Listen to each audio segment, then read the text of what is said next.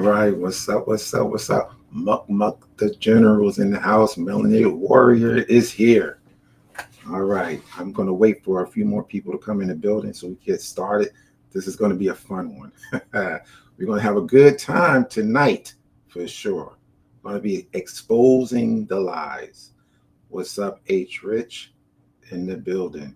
All right, so give it a few more minutes and we're going to get started. I hope everyone is doing well on the East Coast. I don't know if any of you are on the East Coast. I know Melanated Warrior is on the East Coast. It's kind of hot today, but that's okay. We're going to have a good time today exposing the lies. All right. Now, if you're just coming in, if you haven't already, thumb up the video, get the algorithms going. Just take a second, thumb up the video. I really appreciate it. All right, so as you know, what's up, cool? DJ Phase, what's happening? What's happening? What's happening? Yeah, we're gonna start talking about the lies. All right. And as you can tell from the thumbnail, we're going to be talking about Batch. And we're also going to be talking about Fat Joe. And so apparently both of these guys made some statements that is in contradiction to what they said before. Now, one thing we got to understand is this. When you make statements early in your career and it's in total contradiction to what you make later, you have to question that. In the cases of Fat Joe and Batch, both of them made statements that don't line up what they're saying today. And so we're going to let's talk about, first of all, what's up, Adolf Montgomery, JG, what's up, what's up, what's up? If you haven't already, thumb up the video before we get started. Yes, sir, the Latinos are at it again. Yes, they are. Don Switzer, what's up, what's up? Yeah, so now our good friend, the doctor, he came out with a video. Actually, he decided to make a video talking about Fat Joe. He has a podcast called, I think it's Joe and Jada, something like that. And Fat Joe made a comment relating to his father and what he thought about Fat Joe trying to be an MC or a rapper.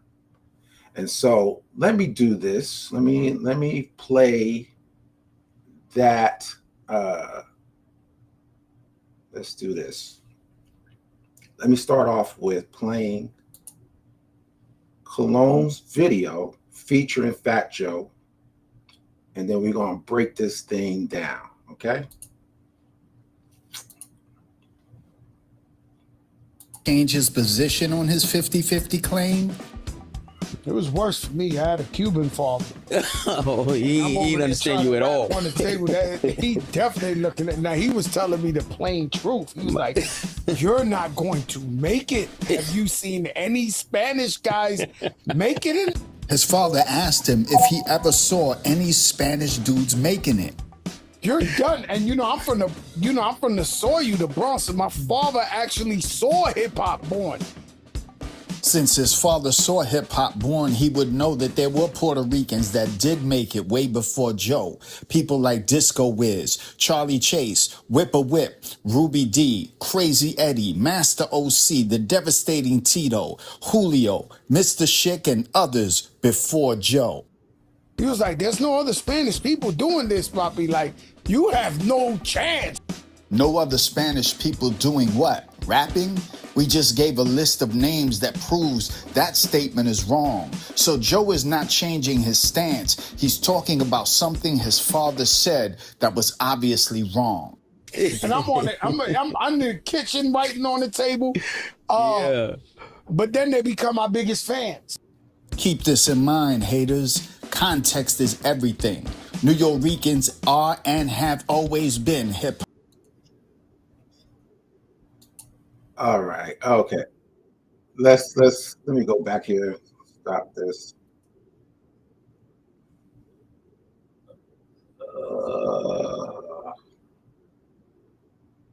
Give me 1 second. Let me stop that. All right. Okay. Let's go back here. Okay.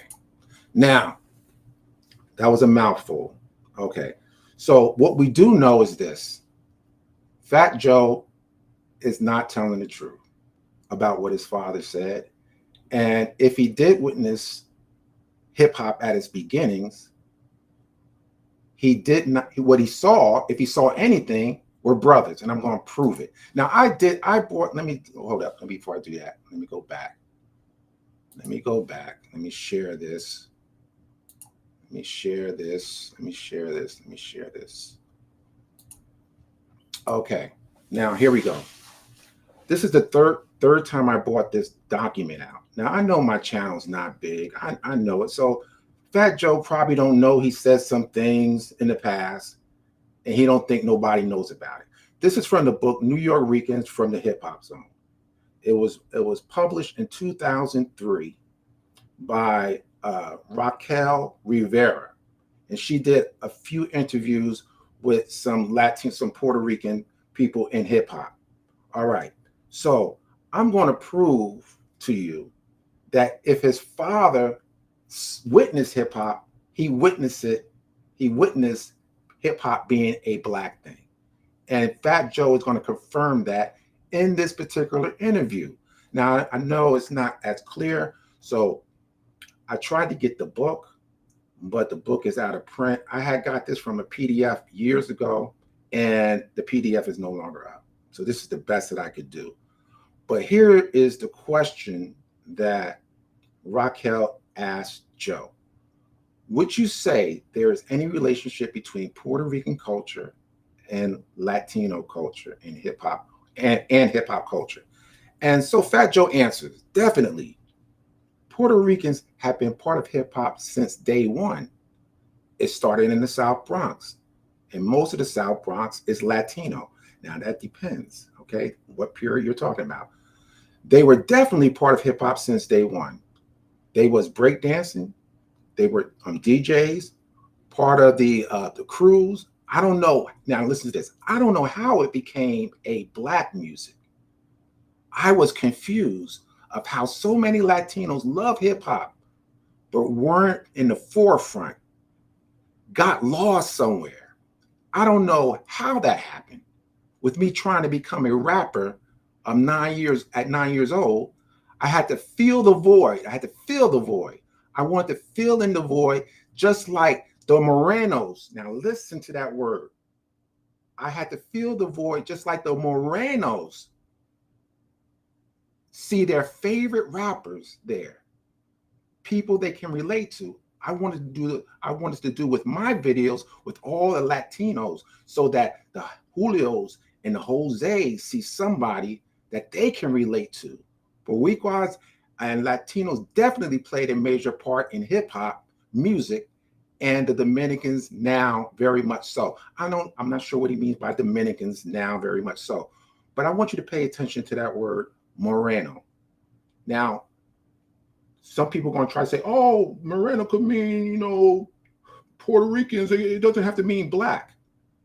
Now, Fat Joe even acknowledged that when he started getting into rapping, it was a mostly black thing, or hip hop was a mostly black thing, right? Because he said, I don't know how it became this black music. So in other words, if his father even witnessed, even if that's true, and there's no evidence to prove that his father witnessed anything, what I do know how his father felt about black people. And so when you go to the next page, it says, the question is, you say you started rapping, or you started as a rapper about 9 years ago, or 9 years old, I'm sorry. But your involvement with hip hop, like being a part of it, listening to it, when did that start? And he says, since a baby, since I was 9, 10 years old, I would stay up all night writing raps. And my mother and father would tell me, I'm trying to be a Negro, trying to be a Moreno. Now, remember, when he mentioned Moreno earlier, he's talking about black people. Don't let nobody fool you and make you think, oh, he's talking about other Puerto Rican people. No, his father didn't want his son acting like black people. The language is here. It wasn't about whether or not he would be successful in rap. His father was telling Fat Joe that this is a black thing. What are you doing? So when you put that in context of the 50-50 narrative, it makes no sense. It doesn't line up. That how could it be ever 50-50 if they were seeing hip hop as a black thing? And so did his father and mother.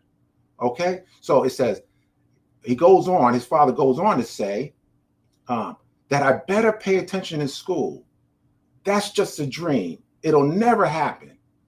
My parents were old-fashioned. My father is Cuban and my mother is Puerto Rican. My father is really old-fashioned, so he didn't understand he didn't understand me into this music right here. But now he supports it. He's the father of Fat Joe and can't nobody tell him nothing. So the only thing he said correct in that on his podcast is that his father supported him, and his father didn't think he would make it because his father saw it as a black thing.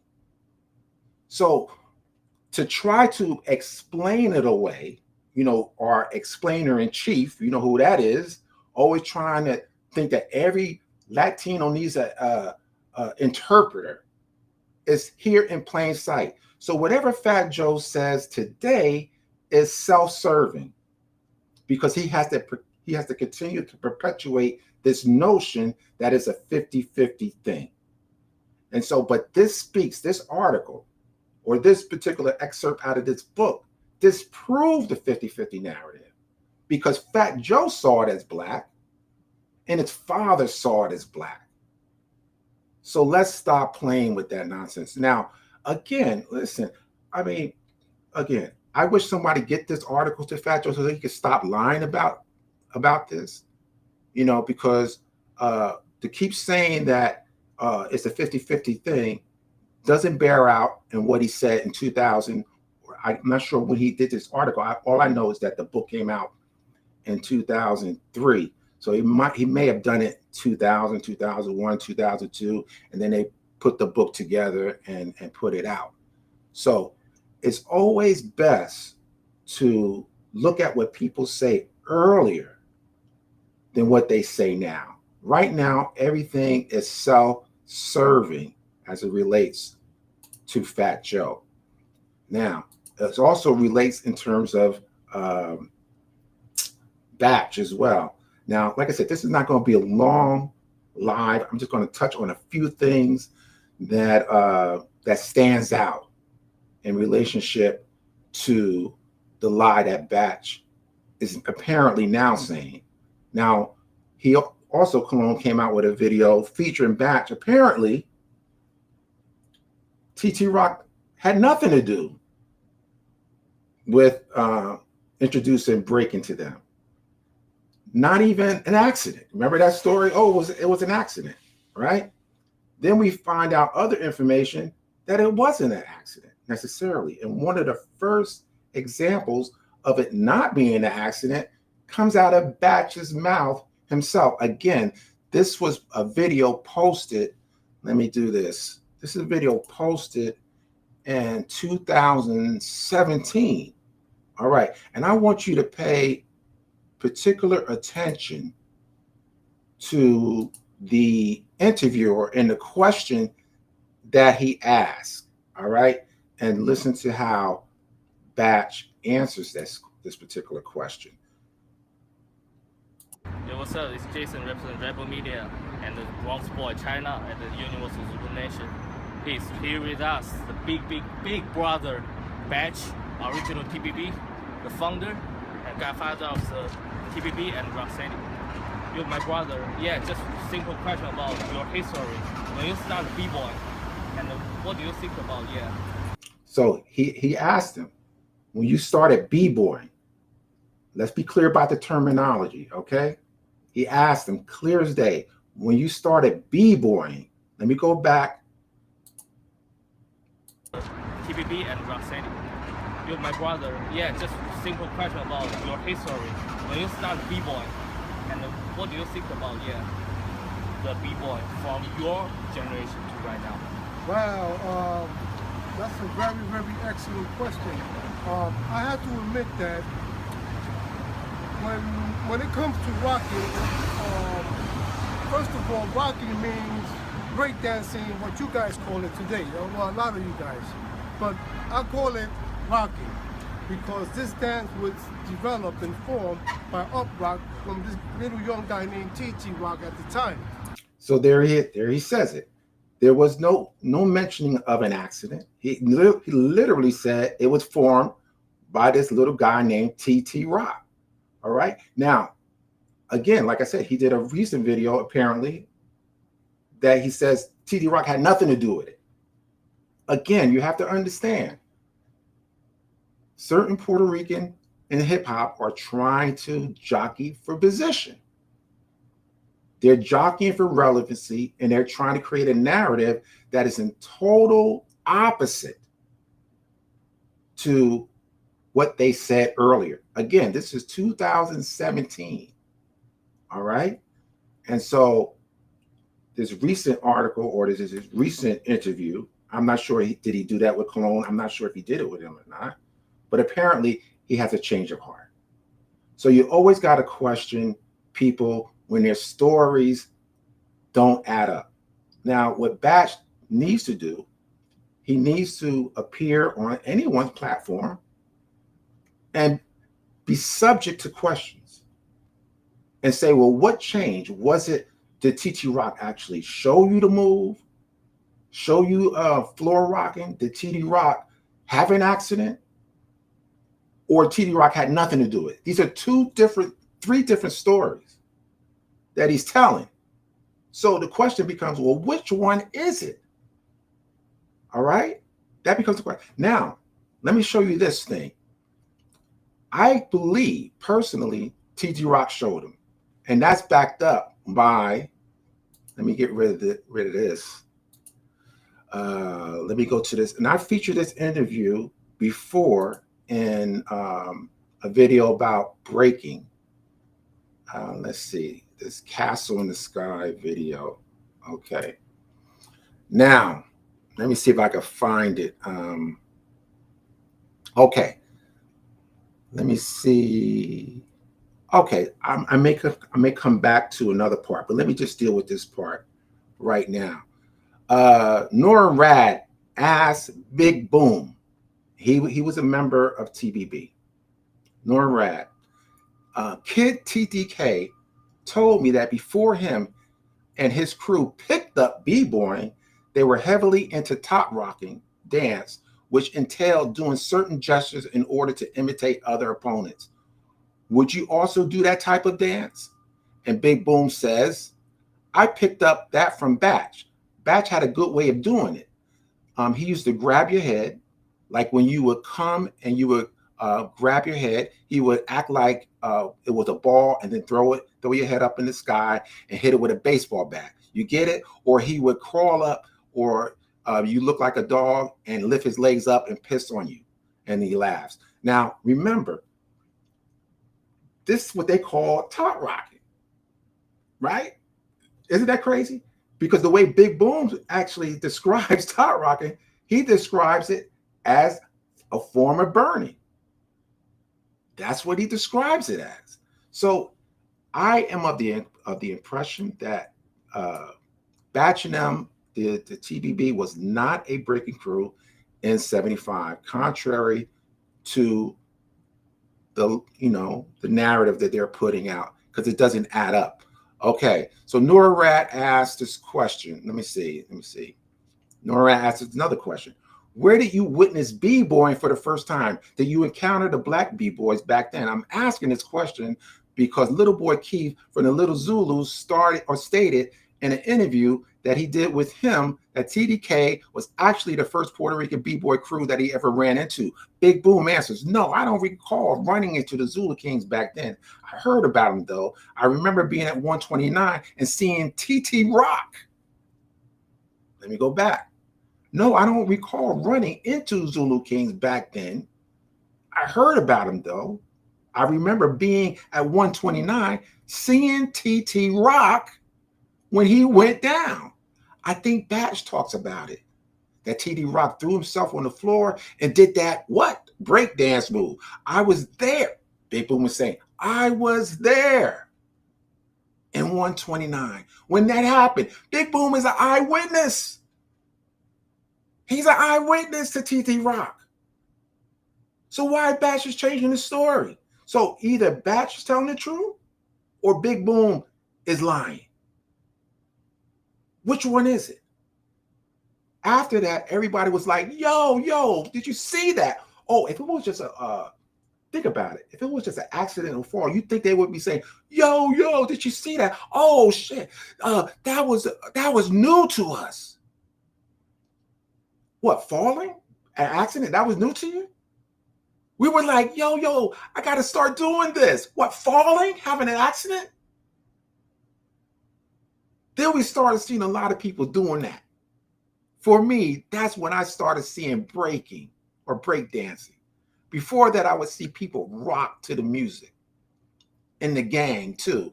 In the Dutchman Club. Grab each other by the head, stuff like that. Put nothing as far as the floor was concerned. You get it? That came a lot later when B-boys evolved to another level. You see that? There was another thing that I want to talk about. Let me see if I can find this in this particular interview. When he talked about when he started to break. All right. Norm Rad asked him, I'm going back a little bit. What kind of influence did salsa music have on your dance? Let me see if this is the part. Okay. What kind of influence does salsa music have on your dance? I wish I could blow this up, but the computer won't allow me to blow it up, so forgive me. So trust me, what I'm reading is here. If you can't make it out, trust me, it's here. For those who want to fact check me, it's a Norm Rat video, Castle in the Sky, Big Boom. If you think I'm lying about what's said in here, you can make a video and say that I was lying about it. So Norm Rat again, what kind of influence did salsa music and dancing have on you? Big Boom replies, salsa was one of the first dances that I learned. My first dance partner was my little sister. I remember this. I remember it to this day. My second dance I learned was the freak. That's when I was hanging out with TBB.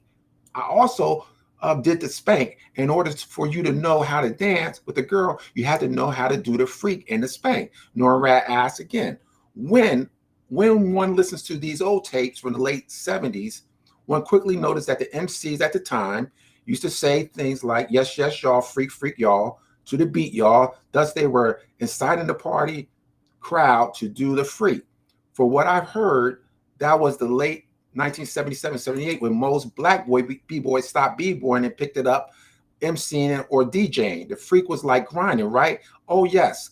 There you go. The freak is you getting with a girl, starting to grind with her, and sometimes another guy comes over and get in front of you, like, oh shit. So you had her through your back and had her through the front. That was one of the first dances that I learned. Norm Rat asked, in which jams would you go in order to do the freak? I would go to 129, a famous place to go, Mohegan, which is 2 blocks from here. Let me do this. I thought it was the thing I was looking for. I thought it was a little earlier than that, but let me go here. Okay, let's see. Okay, Norm Rat. Okay, let's go here. That was the park DJ Lele played at. And so Big Boom says, yes, right. Oh, come on. Let's go back. DJ Lele was the one. Lele would be the DJ. When we were there, the funny part, he would come outside with the turntables, and let me go back. I'm sorry, guys. Let me find that part. I thought it was right here. Let me go back. Let me go find it here. The most important part I want to talk about.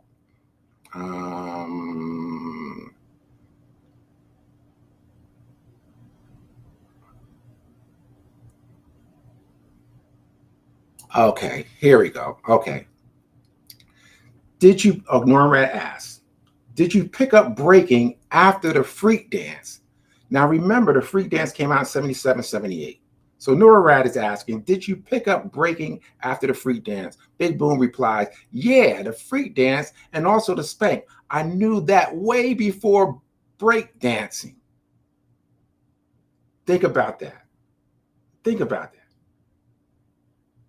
Breaking, he learned after the freak and the spank, which put Boom at least doing breaking in 77, 78. Now, if he was part of TBB and there was a B-boy crew or the foundational crew, how is that possible if all the members weren't breaking? So that's something that needs to be dealt with in terms of getting this truth out, getting the facts out. So let's do this. Let's do this. There was a video that came out recently by a YouTube channel called The Homage Crew. And actually, Pluto 7 actually did an interview with Bomb 5. All right. Let's get that one up. And so the actual interview is actually like 30 minutes long, but I broke it down. I did clips to shorten it to about 15 minutes. So I just wanted to capture the most important parts of it, what he says. And a lot of what he says is very revealing. All right. This is going to put a hole in the narrative of Batch. All right. It's also going to put a hole in the narrative that TBB was no foundational nothing. Okay. So let's listen to this. Come to the block party. They have a block party, bomb, yo. So I rode my bike to Webster Project to his house. And from there, we went to the block party. It was at 169 Claremont. That was your first block party? No, the first block party outside my area. Okay. I grew up in 174th Street in West Farms. Right. So I went to his block party and hang out with my boys with them. And that's when I saw the nigger twins. And then I saw a guy go on the floor. Eldorado Mike. So I was like, how are them guys doing over there? He's like, oh, they do that dance, you know? And I was like, whoa, I was interested. I was like, yo, what's going on over there? And then I checked, when I met Eldorado Mike, through his older brother, Mikey, and I was like, oh, I want to learn that. Get out of here. I was still a young little kid to them guys. And I was like, no, I want to, no. But I just was amazed just watching what was going on there.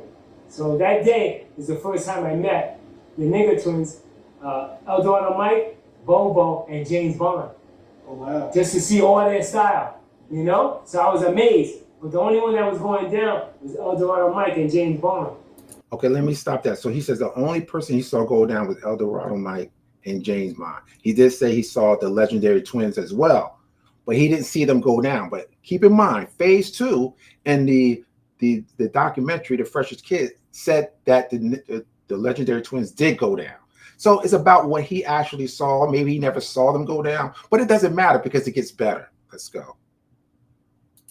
That's good to know because, you know, a lot of people were saying he did and they're saying he didn't. It's good. I'm glad that you're here, you know, to confirm that through personal experience, not, you know, you say whatever. Yeah. That's dope. Could you tell us, you know, how Cisco Kid influenced your style? Oh, well, that's the whole domino effect. Now finally I keep going to the 9, and they think I'm crazy, but the 9 is dangerous. Yes, it was. You know? So I kept going there with my friend, and like, yo, it's mostly, you know, there's mixed there, but a lot of blacks there too. So I'm like, yo, and I see him again. I was like, yo, Mike, who you? I said, oh, I'm that kid. You know, I'm this guy's brother. Friend. I want to learn. You know, I saw you do that thing on the floor. Like, what was that spinning thing that you know, and you're like, B-boy, you're going off. And then he was the other guy, and he said, boing. Boing? I was a boing. I don't know what's that. And what year was this? Yeah, that's 75. Okay, so it's 75 where he saw this dance, and it went by the names. He said, boing, going off. primarily. Whether or not breakdancing was he says it there, but whether or not that was an actual name, then probably not. But that was the name of it that the brothers called it at the time. B-boying, going off, the boying, right? Okay. It's 1975 that he saw this. Remember, this is the year that TBB was supposed to be a b-boy crew or a rocking crew, whatever. Let's go. 75. Yeah. Okay. Yeah. So 75, b-boy, breaking, boyoing, all of that was going on in 75. Yeah. And they were going down on the floor in 75. Yeah. Wow. And that was only black people. Yep. Oh, that was only black people. Now, before Dr. Clone says, "Oh well, he don't know what's going on the other side of the Bronx," and you will hear Bomb 5 say himself that he was all over the place. His story is no different than what Mr. Wiggle said when he talked about Beaver. It's no difference. He said they were all black, right? JoJo, Spider-Man, said that the original B-boys were black. Why is there this necessity from certain people from the Puerto Rican community to want to rewrite the history? Thank God for people like Bomb 5, JoJo, and Mr. Wiggles who are going to tell the truth.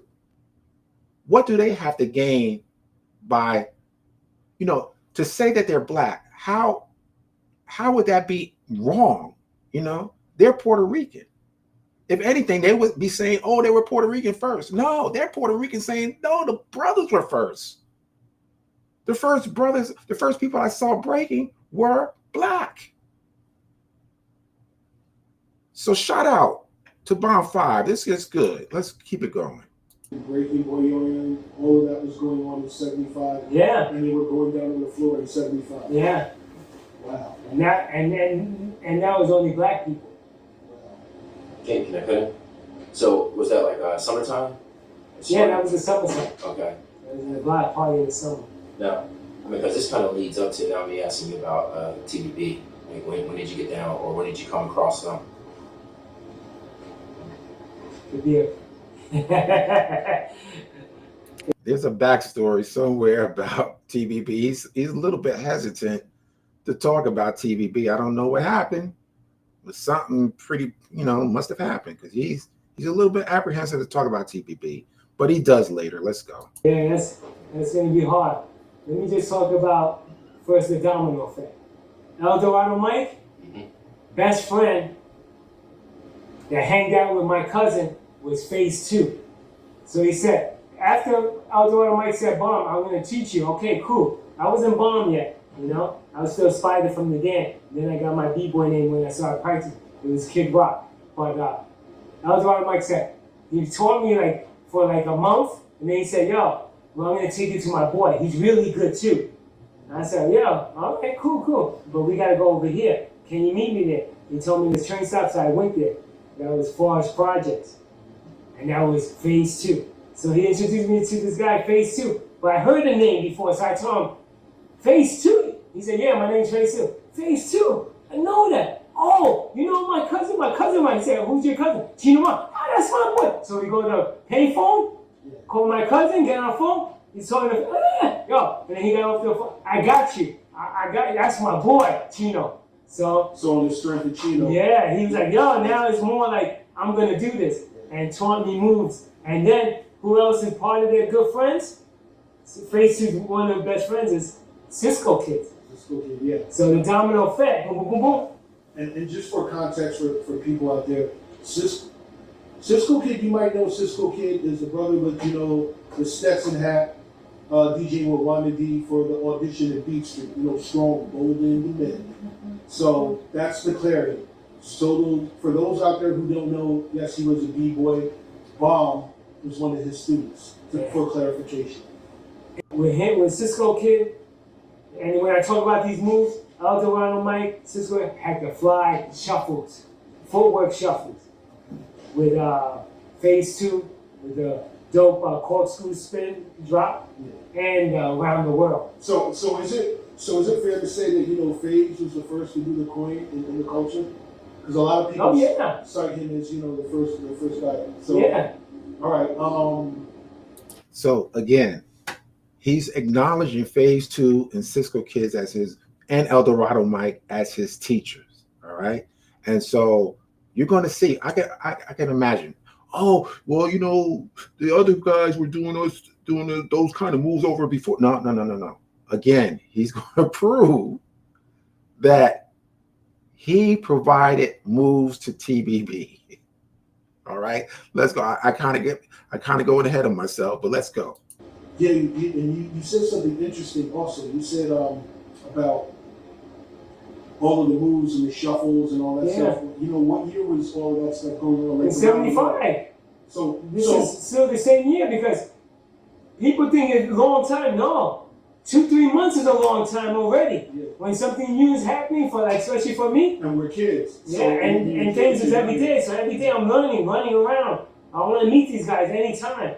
Okay. Yeah. So when do you know the first person who was doing like the around the worlds and those things? No, only FaZe and then his boys.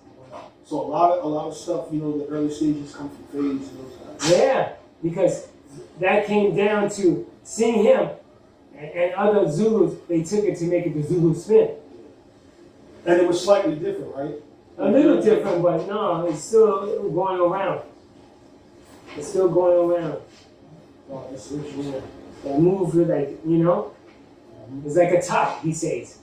When you have the swing around the top back in the days and you let it go? It's like just going with that top. And that's what I thought. That's why they call it, the one move, spinning top. Spinning top. Oh yeah. Wow. All of that in 75. Like pretty much the summer of 75. Yeah. So again, it's like, how can you ignore all that history that Bomb is talking about? And this is the problem with trying to make TBB the beginning, because what Bomb is talking about was happening. And according to even JoJo in his interview, it was happening in 74 as well. So how could you just write that history out and talk about, oh, it was TBB? That's plain dishonesty. Let's go.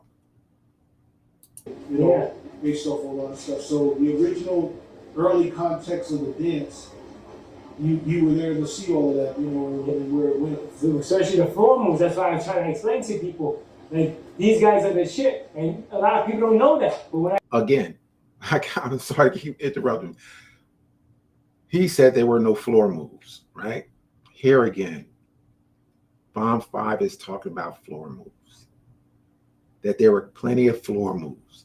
So it's just a lie to continue to perpetuate this notion or this narrative that the brothers were not doing floor moves. Even before Charlie Rock, they were doing floor moves. Let's go. Let me back it up just a second. You were there to see all of that, where it went. Especially the floor moves. That's why I'm trying to explain to people. Like, these guys are the shit, and a lot of people don't know that. But when I see the homeboys, the OGs, black OGs, and I say these names, yo, that's the deal. They like, yo, you know El Dorado Mike? And then some people like, I know Bomb because of El Dorado Mike. It's either that or this. Oh, Bomb 5, I know him, man. Niggas ain't know El Dorado Mike. Oh, but you was a shorty. It don't matter. And niggas took me in there and they saw something in me. They taught me a lot. El Dorado Mike, I tell you, that guy was my brother from the streets. I got a big family at home, but in the streets, that was my big brother, boy. When he saw my potentials, when I would go to the jams with him, he's the one that first brought me to see the park. He's the one that called my house and told me, Bomb, because he was a Cool Herc beat boy. He was a Cool Herc beat boy. Phase 2, not really a Cool Herc beat boy. He was a 63 Park beat boy from Forest Projects. That's good to know. Yeah. Now, El Dorado Mike, according to Bomb 5, was a Cool Herc B-boy who was going to the floor. You remember that narrative? Oh, the hurt B-boys weren't going to the floor. That's a lie. According to Bonfire. Let's go.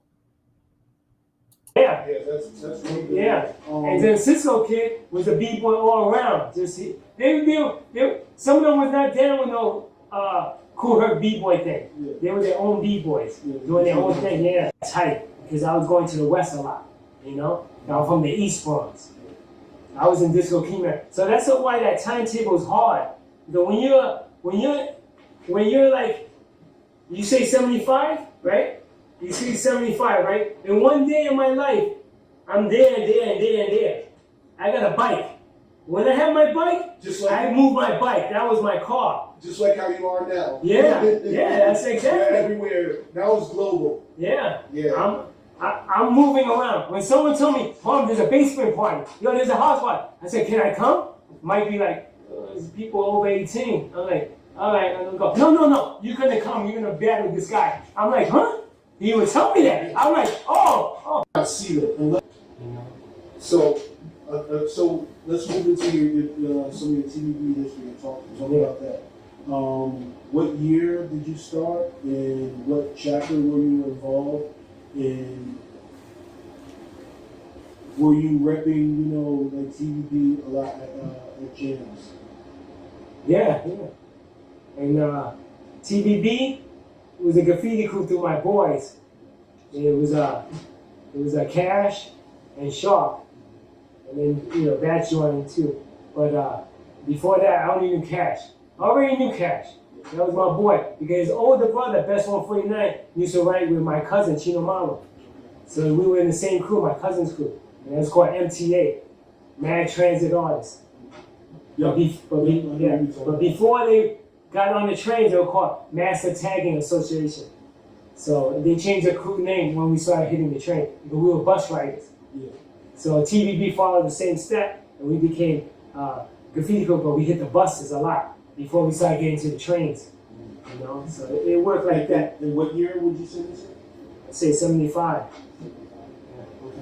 So what aspects of so you were down in the crew in 75?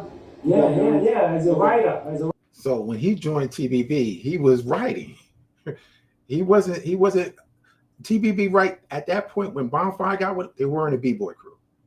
They weren't a rocking crew like that. They weren't, because he got with them to write. Let's go. Right, as a writer. And then when things translated, you got, you followed suit.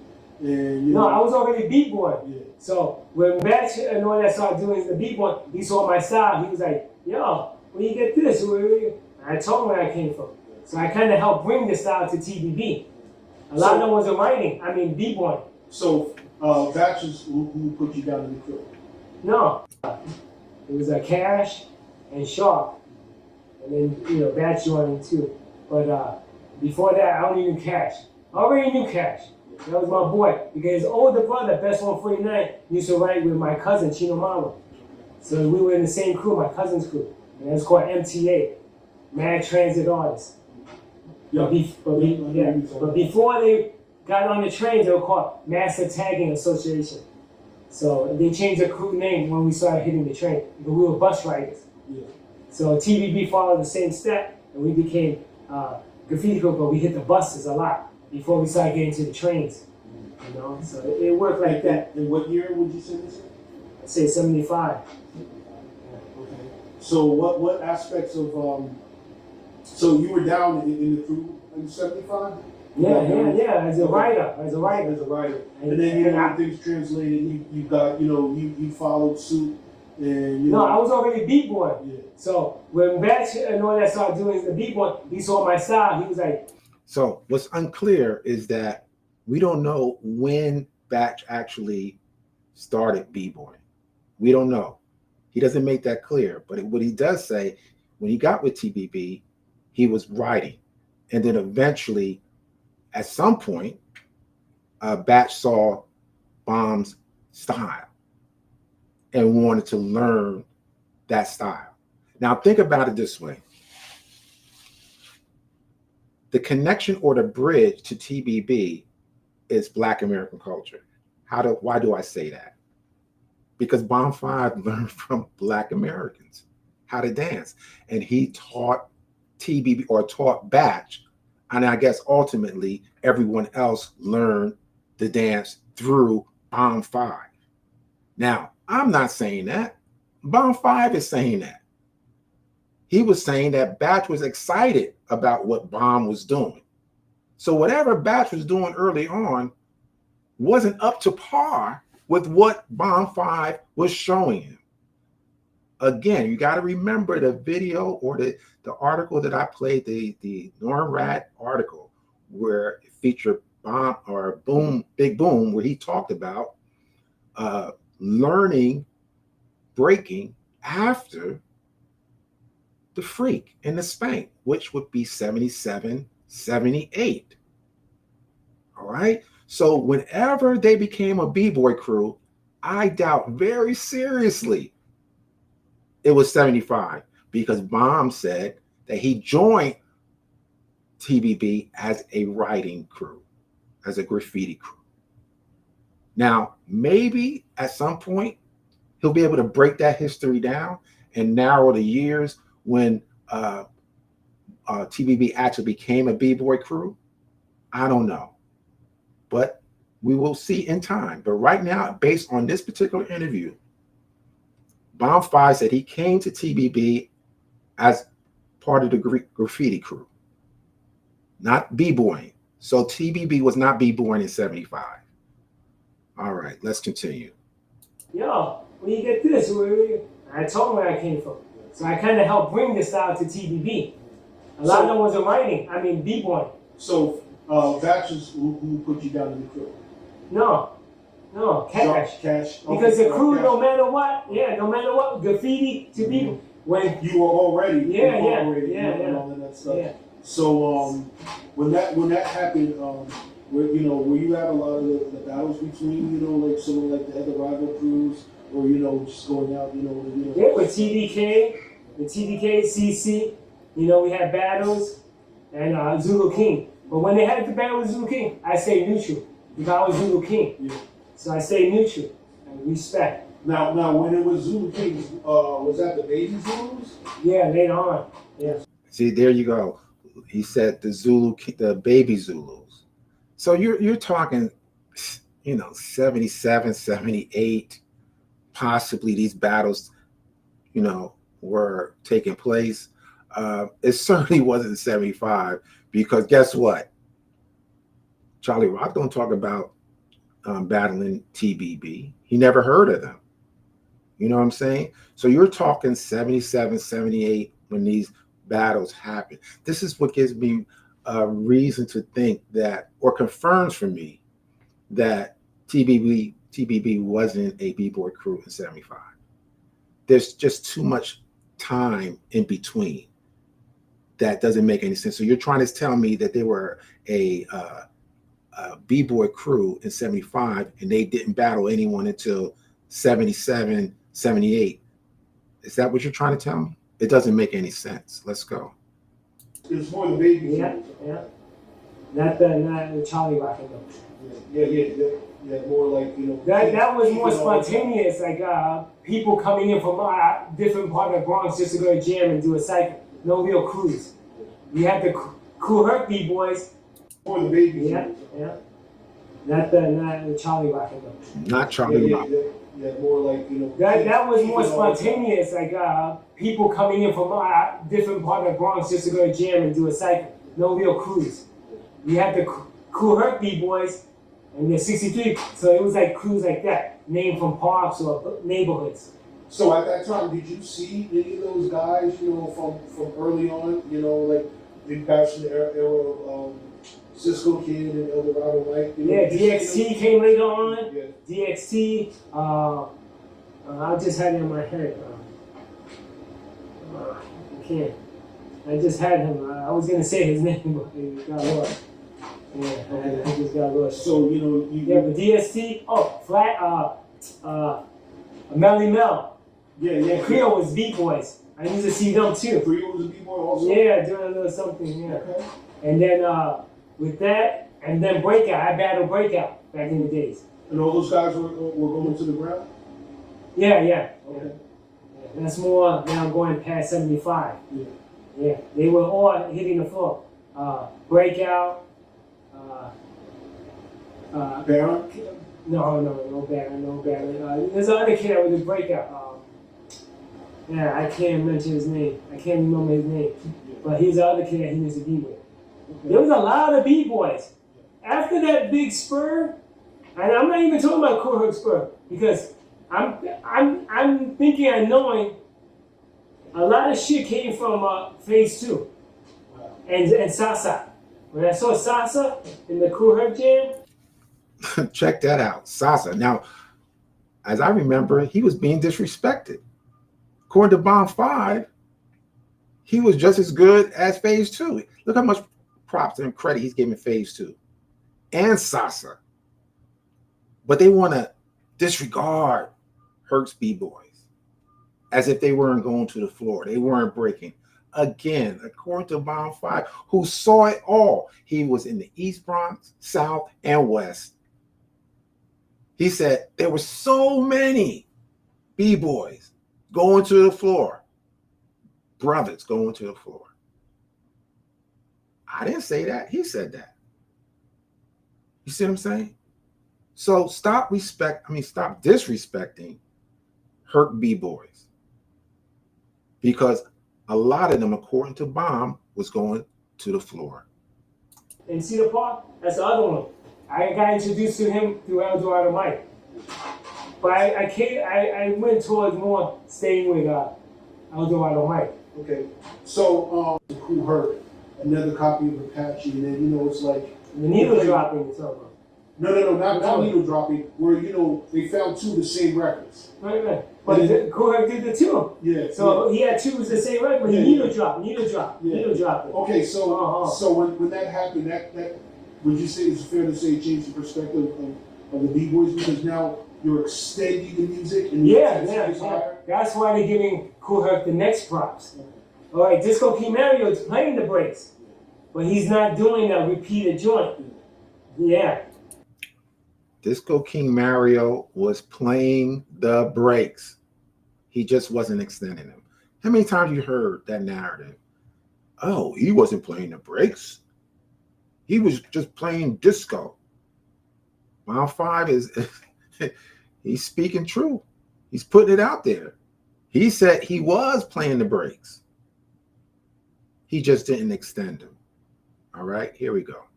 So later on, that was introduced. So what year do you say you witnessed that? No, in Cedar Park. Yes. In Cedar Park that year, 74, 75. Okay. Yeah. And they were dancing? They were dancing? Yeah. And there's many B-boys. Wow. This guy came with me to the Cool Herc anniversary. This guy was with today. What's his name? Jason. Yeah. And he met a lot of people I introduced him to. That were my boys back in the days. I haven't seen them in years. And we were all getting down that day.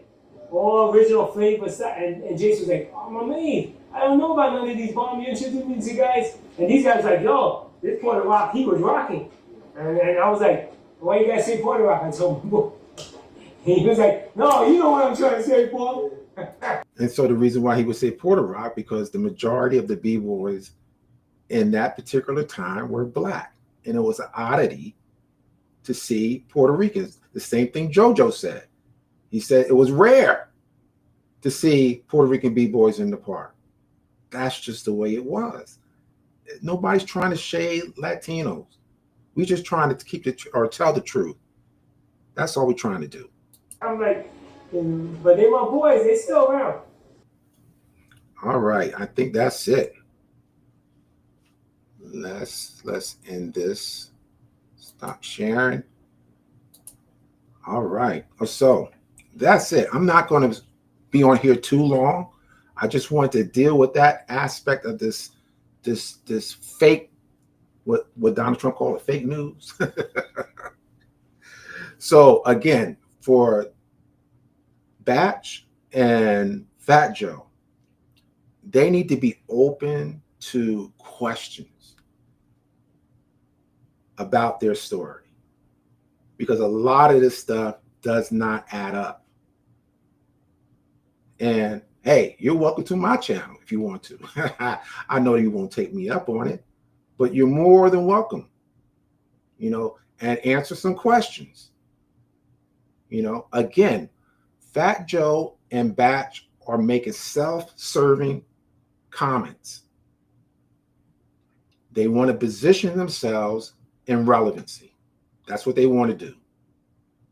All right. So let's look at some of these. Let me just give a shout out to people who are here.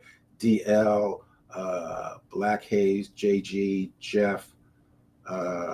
Let's see who else is in here.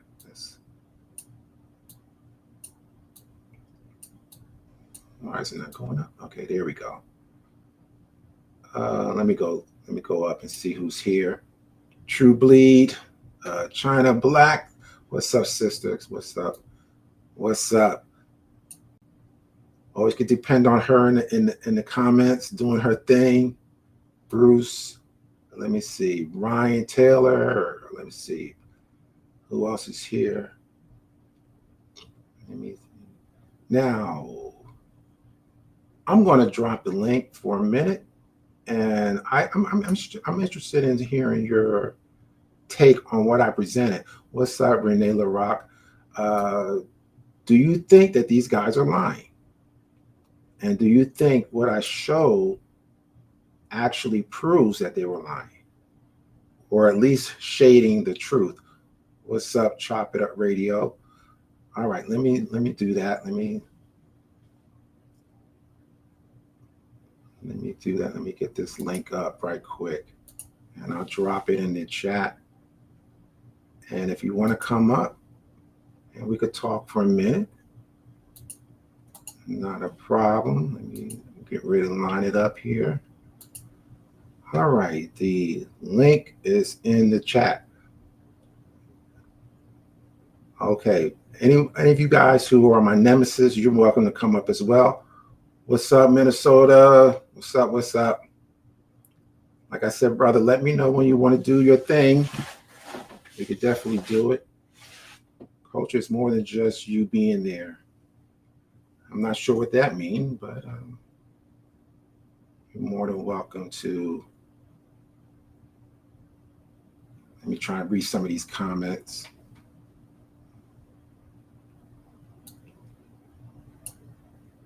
Let me see. Okay.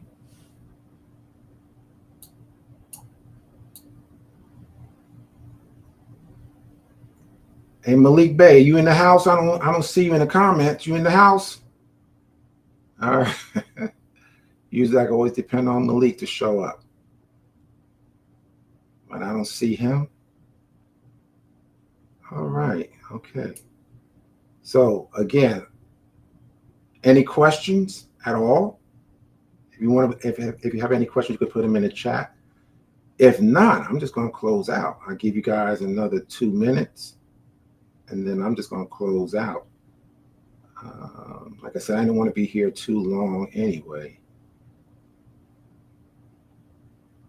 J-Dub, let me see, J-Dub, what did he say? He was about to speak on Disco King Mario. Yeah, at some point, I imagine he will. I mean, there was a lot of things he kind of left open. What I wish he dealt with the years with TBB. That was kind of open. I wasn't sure what years that he was with them writing as opposed to with them breaking. So hopefully that's something that he could deal with at a later time. Batch is capping. Let's read this. Put a couple of comments here. Batch is capping, and it's pretty sad that he's undermining TT Rock for his own. Again, TT Rock, according to what I heard, TT Rock cannot. Let's see. Hold up. TT Rock can't speak for himself. Okay, we got the good old Doc. I'm gonna bring him up and see what he want to talk about. You know, let's go. All right, Doc, what you want to say? First of all, what's up, man? I saw the live. Mm-hmm. I think that there's just a couple of things that you're not taking into consideration? And I know you're going to explain it for me. Go ahead. It's not an explanation. Okay, go It's a ahead. it's a reality. Go Okay. ahead. How many TT Rocks were there? I'm not sure. Okay. So I'm not that's the sure. first problem. That's the Okay, so first problem. okay. That's the first problem. All So right. the TDK interview with Nor and Rad Mm-hmm. is talking about a totally different TT Rock, who Okay. is a Puerto Rican. And Pluto Okay. 7 has his picture on his page. Okay. All Number right. one. Number two, TT Mm-hmm. Rock from TBB died in 1975. Mm-hmm. Okay, so that's first. Mm-hmm. Number two, you just played the Bomb 5 interview, Yes. which I already saw. Mm-hmm. I just spoke to Batch. Oh, don't tell me what Batch said. Have Batch on your channel and allow questions to be asked. I don't Batch want to is hear not what doing Batch got to say. but Batch is not doing No, that. do me a I favor. can't control. I don't want to hear what Batch. You I know can't what I'm going to do? control what he does, I'm bro. going to mute you if you talk about Batch, what he said. I don't want to hear what Batch said. If he can't be questioned about what he said, I don't want to hear it. All right? Okay. So go on with something else because you can't cross-examine somebody who is not present. So you can't, it's hearsay. What you're about to tell me is hearsay. So go on to something else. No, I'm not going to go on to something else. You can mute me if you want. No, I'm asking you. Want. I'm asking you to respect the channel, and I ask you one thing. I ask you simple. I don't want to hear hearsay. If I can't question back, no. It is hearsay. It's coming from you. Who is it coming from? Batch or you? Batch. No, but is Batch talking or you talking? Batch is talking. No. Batch is not talking. Clone, please don't do this, man. If you're not going to ask or talk about something else other than what supposedly Batch said, I don't want to hear it because I can't talk to Batch. Okay. Let me ask you a question. Why didn't you play the video that Batch just did? The one that I just put out. Why didn't you play that? Why should I have to play? I said what he said. No, bro. You played the Fat Joe video. Why didn't you play the Batch video? Let people what does hear it what he matter? said. What does it matter? So people can hear him tell the story. The conclusion. It's his story. Fine. I acknowledge his story. I just said it's in contradiction. That's all I said. Now the conclusion, I said exactly what he said. TT Rock had nothing to do with it. Period. And he didn't. Okay, fine. Whatever. Now let's go on. It was an accident. Let's go on. Whatever. Let's go on. That's all I wanted to clear up from you. Okay. All right. Thank you so much for your comment. I appreciate it. All right. Later, brother. Let me hold up. Just stay there. Stay there for 1 second. I'm here. Stay there for a second. Go ahead. What's up, Minnesota? What's up? I can't hear you. You're muted. Let me see if you're muted. See if I muted you. Let me see. No, you're good. I just can't hear you. Yo, can you hear me now? Can you hear me now? Now I got you. Now I got you. Cologne, I found some Puerto Ricans for you, and they're gonna tell the truth. Out of Monroe Projects, the biggest Puerto Rican family, the Mercados, the Mercado family, they were the first. See, when you start talking about hip hop, it evolves out of like 6, 7 housing projects in the East Bronx. Castle Hill, Lafayette. Mario started it. It moved over the Bronx River. Bam made it take off. But the original crews and some of the original Puerto Ricans that was down was from out of Monroe Projects. But they're going to set you straight. I'm glad to hear that. The only thing I'm saying, Cologne, yes, you had Puerto Ricans that was in it, but they were moving with the blacks. Now, the Mercado family out of Monroe Projects, Maxie and them, they were the original Puerto Rican B-boys, guy. Okay. Tell that to Stan. Tell that to Stan. Okay, but listen, Stan probably knows that, but hold on, Cologne. Hold on. You know, see, you won't talk about Stan because Stan already put you in check. Cologne. Would you allow? I'm going to meet you. I have one issue with you, right?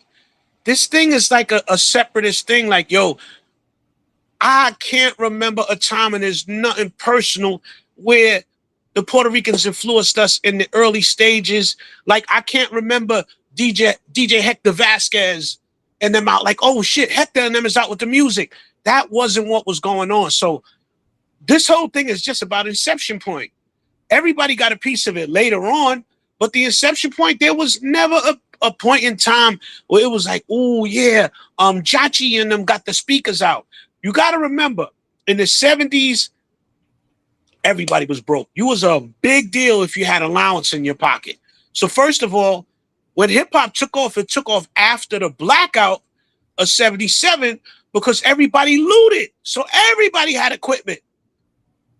Before, nobody had no money unless you was the dope dealers in Harlem or the 2 dope blocks in the Bronx, which is Cozy Corner, where I'm from, Soundview, and 170th and College, which was the other one, or Watson Avenue. Nobody had no money. So where were all these Puerto Rican crews with the big D? Everybody was in the garbage in the 70s. Cologne? I got him. Go ahead. I had muted him. Go ahead, because I wanted you to get your point out. Go ahead. Once again, Stanley tells a different story. Once again, Stanley only says that he saw them. He didn't say he did. That's all he said. That's all he said. Okay. Yo, my old block. Does that not count for something? Of course it does. Okay. And of now, course it does. No one saying they weren't here. Hold up. Now here's my other thing, right? Everybody put a one in the. Hold on, Minnie. You just spoke. You gonna let me speak, or you gonna just take over? Yeah, I was gonna say one thing, but go ahead, Cologne. Go ahead. Okay, so I wanted to respond to what you're saying. Again, I don't know who these people are that you're gonna bring on. I welcome it. Beautiful. We could have that conversation.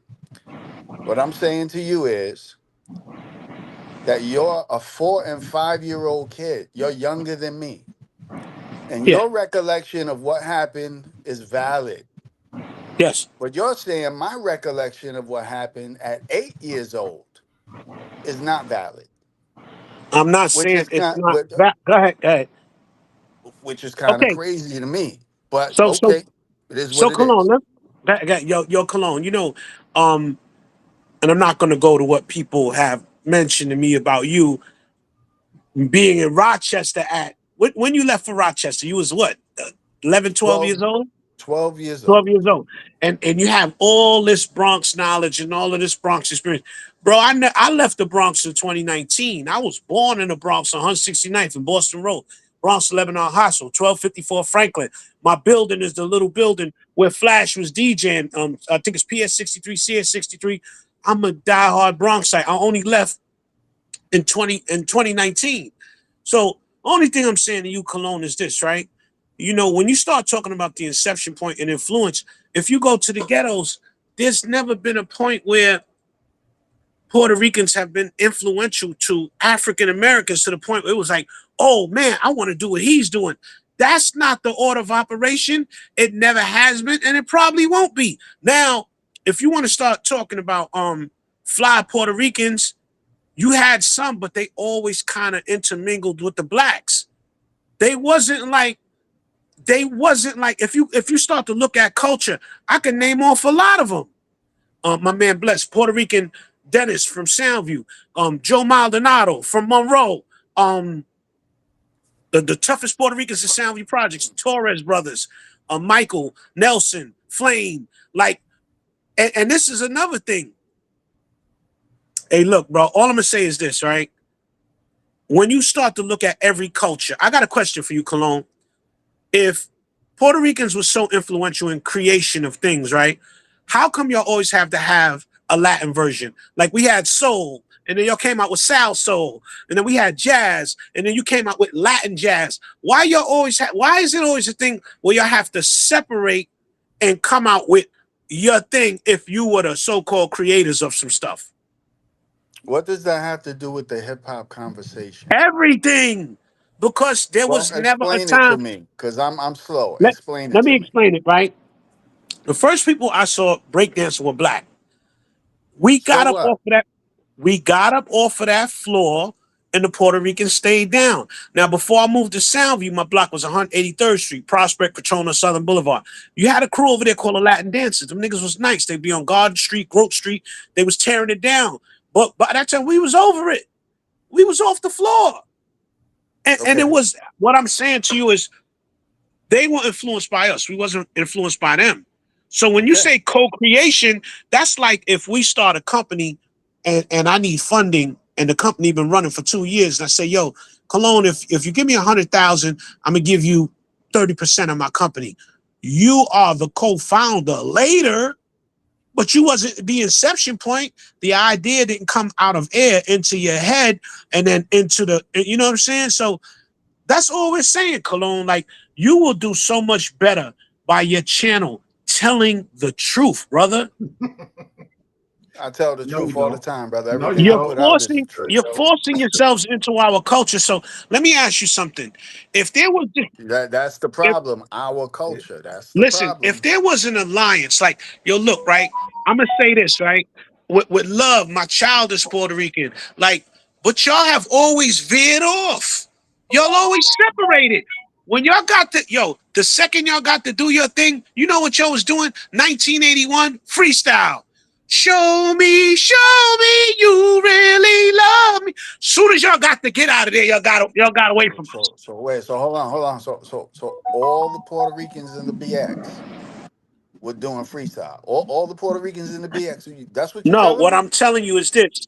There Okay. was a Okay. Be careful. few, like, yo, look, Now, senior vice bro. president of BET, my name Max. If you pull up the hashtag on Instagram, East Bronx Breakers, they the only crew that ever took out Rocksteady. Them niggas was nice. They from Castle Hill, from Seward Manor. They battled Okay. Crazy Legs and them in Kips Bay. Them niggas is nice. They were all Puerto Rican. It was one black down with them. Still in all, they weren't the originators. Max will tell you that. So it's Who's Max? Who's Max. You Max? just punch up East Bronx Breakers and you'll see Max. East Bronx Breakers. They Puerto Rican. They from he originally from Who were the originators? huh? All right. So Castle many, Hill. many. Castle Hill. Who? No, many. Yeah. Who were the originators? Black people. Okay, name them. Who What were they? let me Who? say, Bomb 5 named them. He named them. Bomb Yeah, 5 named them. and you wouldn't. No, so you No, disagree with that's Bomb not. 5, right? You disagree with him. Of course Oh I my do. God. Oh That's my not God. what See, bomb five. that's that's the That's problem with you, truth. Cologne. Let me That's the talk, problem with bro. you. Let me Anybody, talk. hold up. Anybody that don't go with your narrative, they have a problem. And I knew you would do that. I That's knew you would not. do that. That's Yes, you not are what I'm saying that. saying at Bomb all. 5 was You're there. not Bomb 5 listening. was there. And you Okay. want to say you don't believe it. Would you Yeah, go ahead. listen Go for a ahead. minute? I'm interested in Okay. another lie. Go ahead. So I watched the interview. I know Okay, bomb here five. we I've go. spoken Here to we go. bomb You five. always speak to people after the fact and say, guess what he said? He didn't really mean that. Well, bring him on again and bring him on your channel. Would you No. allow Hold up. me the No, privilege of hold up. speaking? I'm going to say something. You bring him on your channel. You allow people to question him on this interview. All right? That's what you do. I don't want to hear what Bonfire said from you. You understand that? It's really that simple. I don't want to hear what he said from you. You're a born liar. You are a born liar. Why should I take anything you have to say for truth? So don't tell me if you open your mouth and you say anything about what Bomb 5 said to you, I'm going to just knock you out because I'm not dealing with nobody I can't cross-examine. You So I understand that? wanna truth. Let me ask Cologne. I gotta have a Bronx conversation with him, right? And this thing is about is it really a play for the museum? Because in museums, I looked at what museums make billions, right? So I'm looking at this as I know now, when I was younger, I didn't care, but I know that culturally, museums make billions of dollars, right? Nah, I don't want to talk about the museum. I want to talk about the bomb five interview he just I played. don't know nothing. I've been off the net. When I was That's all I when I want to. saw you on here, I All said I right, want to. but many. All I want to do is address what bomb five says in the interview you just played. He said he taught TBB. He said What no. are you You talking about? misunderstood the video. He said he What? showed them So, some moves that they were excited about. That's what he said. hey, yo, Cologne, I gotta ask you something. Cologne, what is your passion? Hold on, hold on. Okay. What is your passion? That's funny. Yo, Go ahead. Cologne, what is your passion with the Puerto Rican interjection into black culture? I've never seen a Puerto Rican so passionate about saying, yo, I started it and the Morenos followed me. Break that down to me. Like, where's this? Whoa. Well, who said that? I'm Who asking said you, that? I'm asking you. Because, yo, look, I've never said we that. started the breaks. We started the You've dancing. never heard me. You've We never heard started the me say that. MCing. And look, and I, Bro, hold on. Stop talking so much. You've addressed the Okay. fact that you've never heard me say that. You've never heard me say that. Never. I've never said that. so when you say co-creation, let me get your definition. Together, I've Let me said. get your definition of co-creation. Okay. All right. Okay. All right. You asking me a question? Yes, I'm I'm sorry. asking you because What you asking me? co-creation means influence. That means I did something and everybody followed what I did. Is that what co-creation means? That means I'm asking one you. person Is that what started it it means? and the other person creation is. I think creation. Co-creation. Let me explain. Co-creation is two individuals get together and come up with an idea and put something together. That is not what happened with in anything that considered Black American music. Anything related to funk, anything related to the dance. We could show a history of the evolution of the dance coming from our culture, which you can't show from the Puerto Rican culture. So you got to show an evolution of you doing anything, even the MCing styles of that Black DJs incorporated. You can't show that with Latino culture or Puerto Rican culture. This is how you know the culture comes from Black Americans. But you're talking about rapping. I'm talking about the dance too, brother. The dance don't come from you. Yeah, we dance different. Y'all are ballroom. Y'all are ballroom dancers, bro. Oh my God. My. Who created the moves? That Who was created the afterwards. moves? Just answer Clone, that this is the question. problem with you. This is the problem. Listen. No. We give Who credit to the created the Puerto moves? Ricans for elevating the dance. We all pray. Yes, we do. You don't. In case you don't know, let me say this right now, so you can hear from me, because I've always said this. Puerto Ricans, man, y'all elevated that dance. My God, wonderful. Okay. Definitely. I appreciate that, but who created the moves? That's all I want to know. You Just created answer the the moves question. later on. Okay, later on. Thank you. Later on. Yes. When? So come on. When? Are you saying you created all the moves? Is that what you're saying? Puerto Rico created all the moves? Of course not. So what's the problem? You created the moves earlier on. No, there is no problem. So truth. Let me say this. What's later on? What year is Let me later hold on? on. As a witness, as a child, playing in the back of my building. Bro, I'm more of a witness than you were. But go Okay, ahead. as You're a a witness, witness. You're as a 45 child, years old. I remember a Stop mean crew, because when I was a little boy, they all had the shirts that said LTD, Latin Dancers, and they was from 183rd. But the first breakers that I saw were black, brother. And the thing that happened, it Does was, that yo, bro, mean? hold on. In Hold on. Does that 1976, Does that mean that because you saw them first, that they There we were go. This is first? what you got to. Make it make This is what you got to sense. do. That's not what that means. And nobody is saying that. Not one person is saying, I saw them first. The first B-boy I saw was black. And I've been saying that. That doesn't mean they were They the were the first first. because so please, you Okay. just gotta, You have your right to bro, your you just opinion, gotta brother. come That's up, good. yo, you gotta come away from Oh my co-creation. God, man. Y'all could, Nah, brother, you it's ain't never safe. gonna get me to come away from It's that. co-creation. That means you had influence, my nigga. Where was the Of influence? course. Yo, it was so many. What we There was did. so many. There was so many cultural differences back then. Like my Puerto Rican friend, when I was 5 years Bro, old. we talking about street culture. We're not talking about our culture in You our know what? homes. We're talking My about street Puerto Rican culture. friend, I haven't seen him since I was a little boy. I got a picture of us in Stop the it. Bronx together. My man Gabriel, 183rd and Prospect. And guess what? When I go in Gabriel's house, they was listening to they was ballroom dancing. Okay. Gabriel wasn't even a Okay. b-boy, and the Puerto Rican crew that was breaking it. Now it was a crew, like over on those blocks.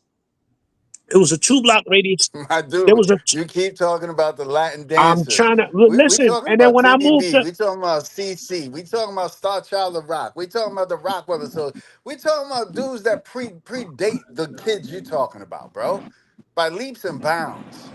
Stop, bro. okay, Okay, yo, Stop. listen. Cologne. Just Hold up. acknowledge. I gotta mute both of you for a second. I got a question, and this is to you, Cologne. Can you ask Cologne to go into full detail about these 70 jams he said he was at? Full on eyewitness accounts. So answer that one, Cologne. Let me unmute you, and you can answer that one. Go ahead. Okay, first of all, nowhere in any of my videos have I ever said that I went to 70s jams as more than one. I said after the blackout, I was taken to 28 Schoolyard to see DJ Joey O and the South Soul crew. I talk about that all the time. So I've never said I went to 70s jams. So that and this person who's asking the question, I know who it is, already knows that. All right. I don't have nothing to Okay. lie about. True. Cologne, go into full. Oh, let me see. He was at. Okay, that's pretty much the same thing. All right. But Cologne, here's my problem with you. Every time a Puerto Rican says something that goes against your narrative, you always say, well, I talked to them later. And they said, oh no, they didn't really mean that. Why is that the case for every Puerto Rican? You did that with Charlie Chase. Oh, Charlie Chase said Puerto Ricans did not create hip hop. Oh, Charlie Chase don't know what he's talking about. Every time a Puerto Rican says you guys didn't do it, you say they don't, and they were there. These are That's not oh, what I said yes, you about did. Charlie I got the Chase. tape. You might have took yours down, but I got the tape, and I could put it up. I could put the video up. I'm gonna tell you No, exactly what I I know what said you about said. Charlie You Chase. said Charlie Chase don't Okay. know. I don't. You said I don't agree with Charlie Chase. Maybe he doesn't know what I know. I might have got the quote a little bit mixed up, but that's what you said. And if I really need to, I could pull it up because again, I keep all of my videos. Please Oh, pull it up because I can tell all you right. what I said. He said on Drink Yeah. Champs, he said Latinos didn't create Mm-hmm. hip hop. Whoever said that's not Right. true. My response to that was, he's right. None of us ever said Latinos created hip Alone. You hop. said alone. We You said created it alone. You said together. alone. Alone. We didn't create it alone. But That's that's not what what I Charlie said. Chase was saying. Charlie Chase said, hold up, let me tell you what Charlie Chase said. That's exactly No, he what did not. he's Charlie saying. said this, and I'm going to quote him as best as I can from my memory. He said, Puerto Ricans did not, if anybody tells you that Puerto Ricans create hip hop, no, we didn't. But we were there we were there to help it along or something to that point. So he made the distinction that say Puerto Ricans didn't create it, but they were there to help it along. And I know I got the quote a little bit mixed up, but that's what he said. So he made the distinction. He didn't say Puerto Ricans alone. Yes, you, and what you always do, play with words to make it appear to be something that is not. Come on, I listen to everything. Play with Come words? on now. Come on now. Play. Did you say I play with words? No, Cologne. You don't play with words. It's my imagination. Right. So again. Bomb 5, you just played. He said he taught them the floor moves. He didn't say he taught them the floor moves. He Play didn't it say again, that. bro. He said he taught them moves. He didn't say exactly what moves. He said he taught them moves. So you're not listening to what he's saying.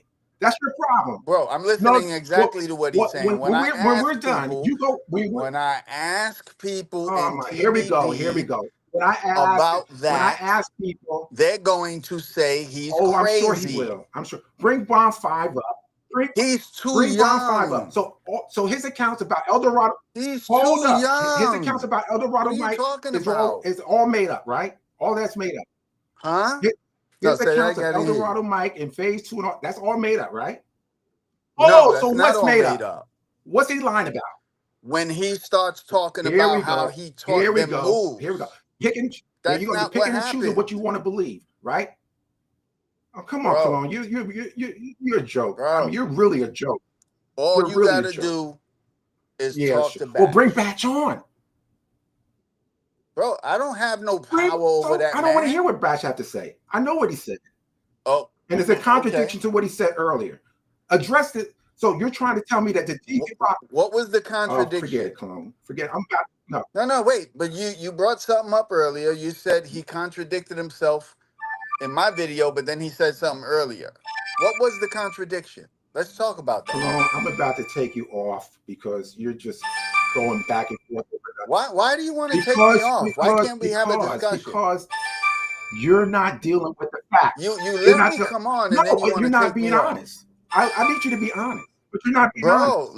You're not being honest. We're not discussing nothing. The batch contradiction. I'm going to find some questions because I have a bunch of questions here, and I'm going to find some questions. What's the contradiction? That's all I want to know. Minnie has a question. Talk to Batch about the contradictions. How about that? Minnie, talk to Batch. I'm asking you. Talk to Batch. I'm asking you. Get Batch up here to correct. I didn't say you were wrong. Truth. I didn't say you were wrong. I'm asking you to clarify. Listen, I don't want to hear.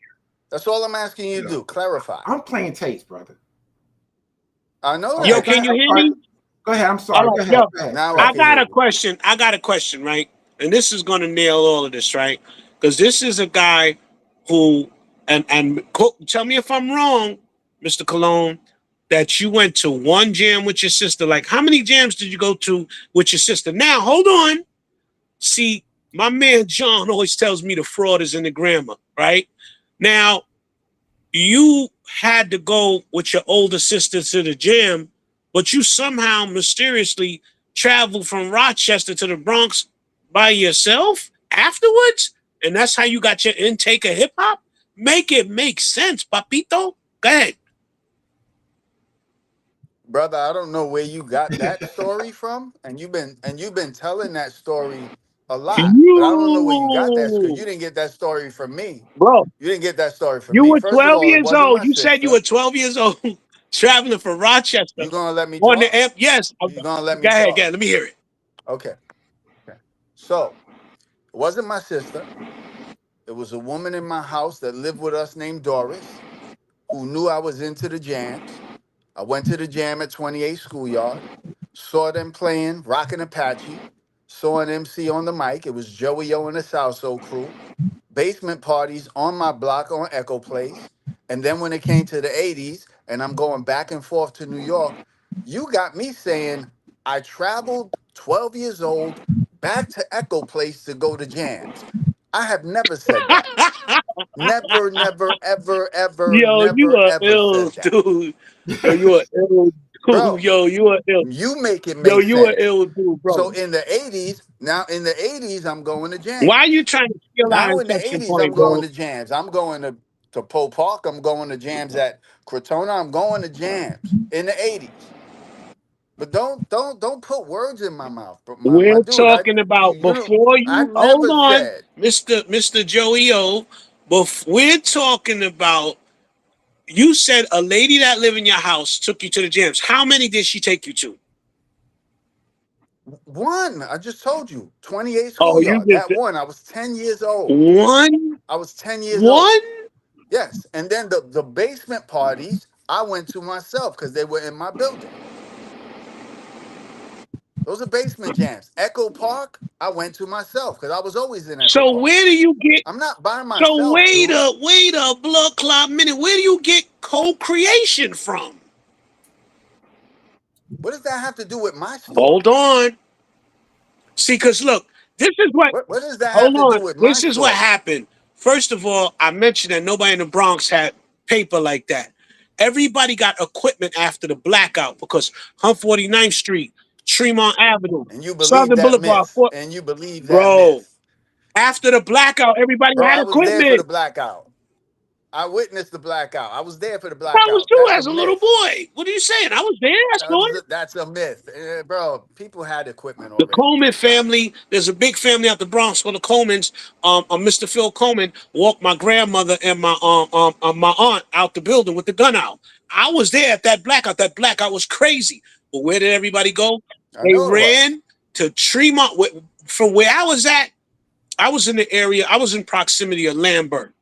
So everybody ran from my area over to Tremont Avenue to steal equipment. And as we know it to be now, everybody tore Fordham Road up, Hump 40. There's not too many There's not too many shopping hubs in the Bronx, and especially in the 70s, you had Simpson Street. My area was On Fordham Road. 49th That's and where 3rd, they tore Fordham. They tore Fordham Road Fordham up. I Road, know. and Tremont. Yep. I know. The night of the blackout, Kaz and Disco Wiz were doing a battle the night of the blackout. Yes, and So they had equipment. right, and everything went out. But Hold and everything went out. Go ahead and finish up because I got to run through these questions, guys. So all right, see, now the thing is this, right? It's a little psychotic to me, man, because dancing is dancing, whatever the case may be. But when we get into influence, give me 3 examples of when Puerto Ricans influenced African Americans. And I hate this divisive conversation. I'm gonna say it because it bled out. It's out there. It's in the public now. But give me three examples of when Puerto Ricans influenced African Americans. Go. Graffiti writing and b-boying. That's 2. Definitely graffiti writing and definitely b-boy moves. There were Puerto Ricans who taught Black Americans, and there were Black Americans who taught Puerto Ricans. This is a fact, bro. I've never said we taught everything we didn't know, bro. Stop putting those words in my mouth. Hold on. The history. We influenced each other. The history. I'm gonna mute you for a second. The history is clear from every Puerto Rican pioneer who was there that they witnessed Black, and these are the Puerto Ricans saying this, that they saw Black Americans doing it first. Mr. Wiggles, JoJo. Now you got Bomb 5. Now, apparently, all these guys are lying. All of these guys got dementia or something. So your argument against them is to simply say, well, just because they saw them first, that doesn't mean they were first. What kind of asinine argument is that? Rebuttal is that?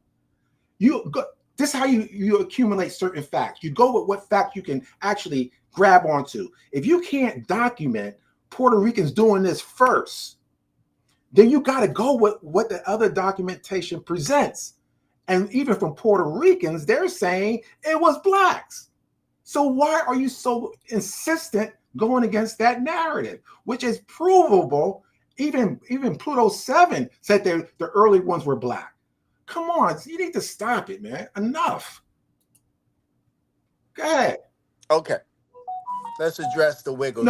Okay, here we go. Wiggles. Let's address the Wiggles conversation. Wiggles said, and I know the interview, I have the interview. He said, Latinos were doing rocking, the Black kids were breaking. Latinos, no footwork. They asked him the year this happens. When was Beaver? When was this happening? 77, 78, 79. And then in another interview, he says the CC crew and the Zulu Kings were rocking together in 1975. Impossible. You know that's a lie. Okay, that's a lie. I'm just telling you what he said. You know why that's a lie? Hold on. I'm going to tell you why it's a lie. Yeah, I want everybody that's been following the channel, I want y'all to go look at, I want y'all to go to YouTube and I want y'all to look at something called Rubble Kings, 80 blocks from Tiffany's. And, okay, because when I was a little boy and I would go in those parks. But wait. What I want to understand is this. Hold on. When he says the Black kids were the only ones, that's not a lie. But when we catch him in the lie and he says, nah, 75, we were together. So something's off with that statement. He's lying about something. Okay, he's lying about something. Here what I do know. Here's what I'm gonna go to some questions in a minute. This is what I do know. You guys can't show an evolution of the dance. You can't show the evolution of the music. You can't show the evolution of rapping. You can't show no evolution coming from the Puerto Rican community.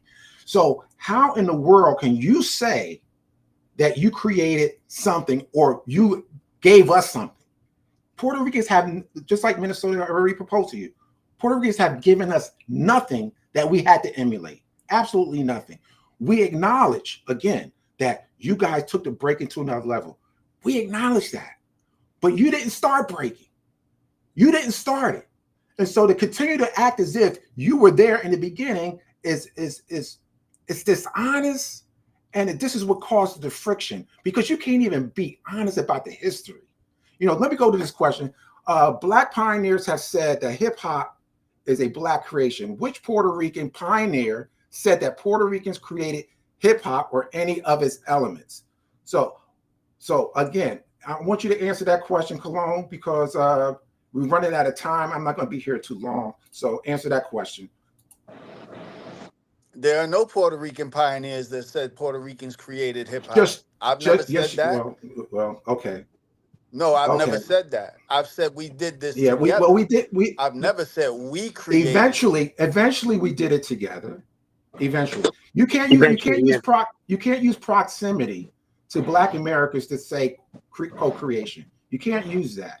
What you have to be able to do is to present stylistic dances, stylistic rap, or vernacular. You have to be able to present that to demonstrate that this was a combination of two groups.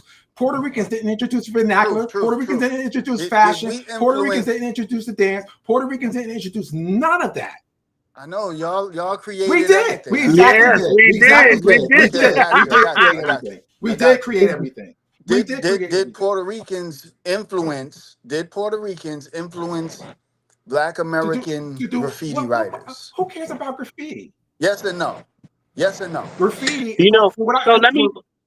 Yes, no, bro. Hold on. Let me tell you something about graffiti. What I know about graffiti. Okay, no. What I know. Hold on, stop. Did Puerto Rican b-boys influence Black b-boys in any way? Later on, yes. Or no? Later on. Later on, yeah. When's the later on? What year is the 78.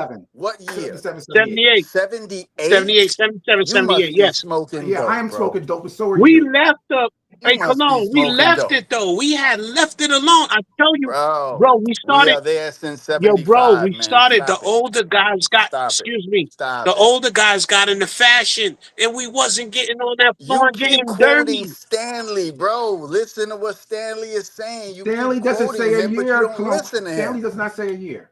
He does not say a year. He doesn't say a year. What year does Stanley say? 75, 76, 77, there you go. 78, why not? 79. Go all of them, right? Why not? That's what he says. He didn't say that. 75. Right. You know what?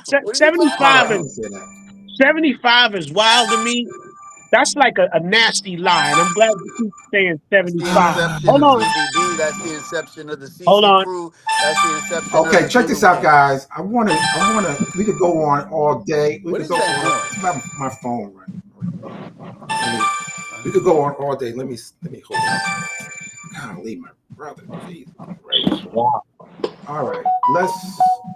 Listen. I want to go through these questions, and I lost my place as far as these questions go. And let me see.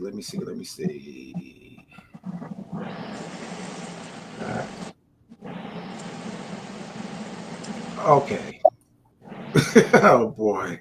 Let me put out this comment, and hopefully I can find some questions. He cannot keep saying what other people meant to say. That's crazy. To even listen to a person always speaking of other people because it doesn't align with his narrative. And that's coming from Mario's daughter. And again, everybody knows your routine, Cologne. It's like we want to hear from the actual people. We don't want to hear from you. You understand? We don't want to hear from you. We want to hear from Batch himself. We want to be able to question Batch. We want to be able to question Bob. Hold up. I told you. I can't cross-examine Batch. I can't cross-examine Batch. You don't need to. He told you know why? Listen, crazy. you know why I have to cross-examine him? Because you're giving me what he said, right? Why do I have to take what you said to be true when he has conflicting statements? Why? That's what you're asking me to do, and I'm not going to do that. I'm sorry. So listen. So. One more time. Tell me one of his conflicting. I already went through it. Watch the video again. You're not wasting my time. I already laid the video. I already put the video out. Stop it. Yo, you know. Do it right now. No, I'm not doing it right now. So wait. For a person. Because you can't. So wait a minute. So Cologne, for a person who had his time in the Bronx, and you left in 1978, right? 79, I left. I was back and forth again. I don't need to keep telling my Yes, story, you Yes, you do, dude. do, because you're because about it to keep keeps talking People lies. changing. already know what it is. Yeah.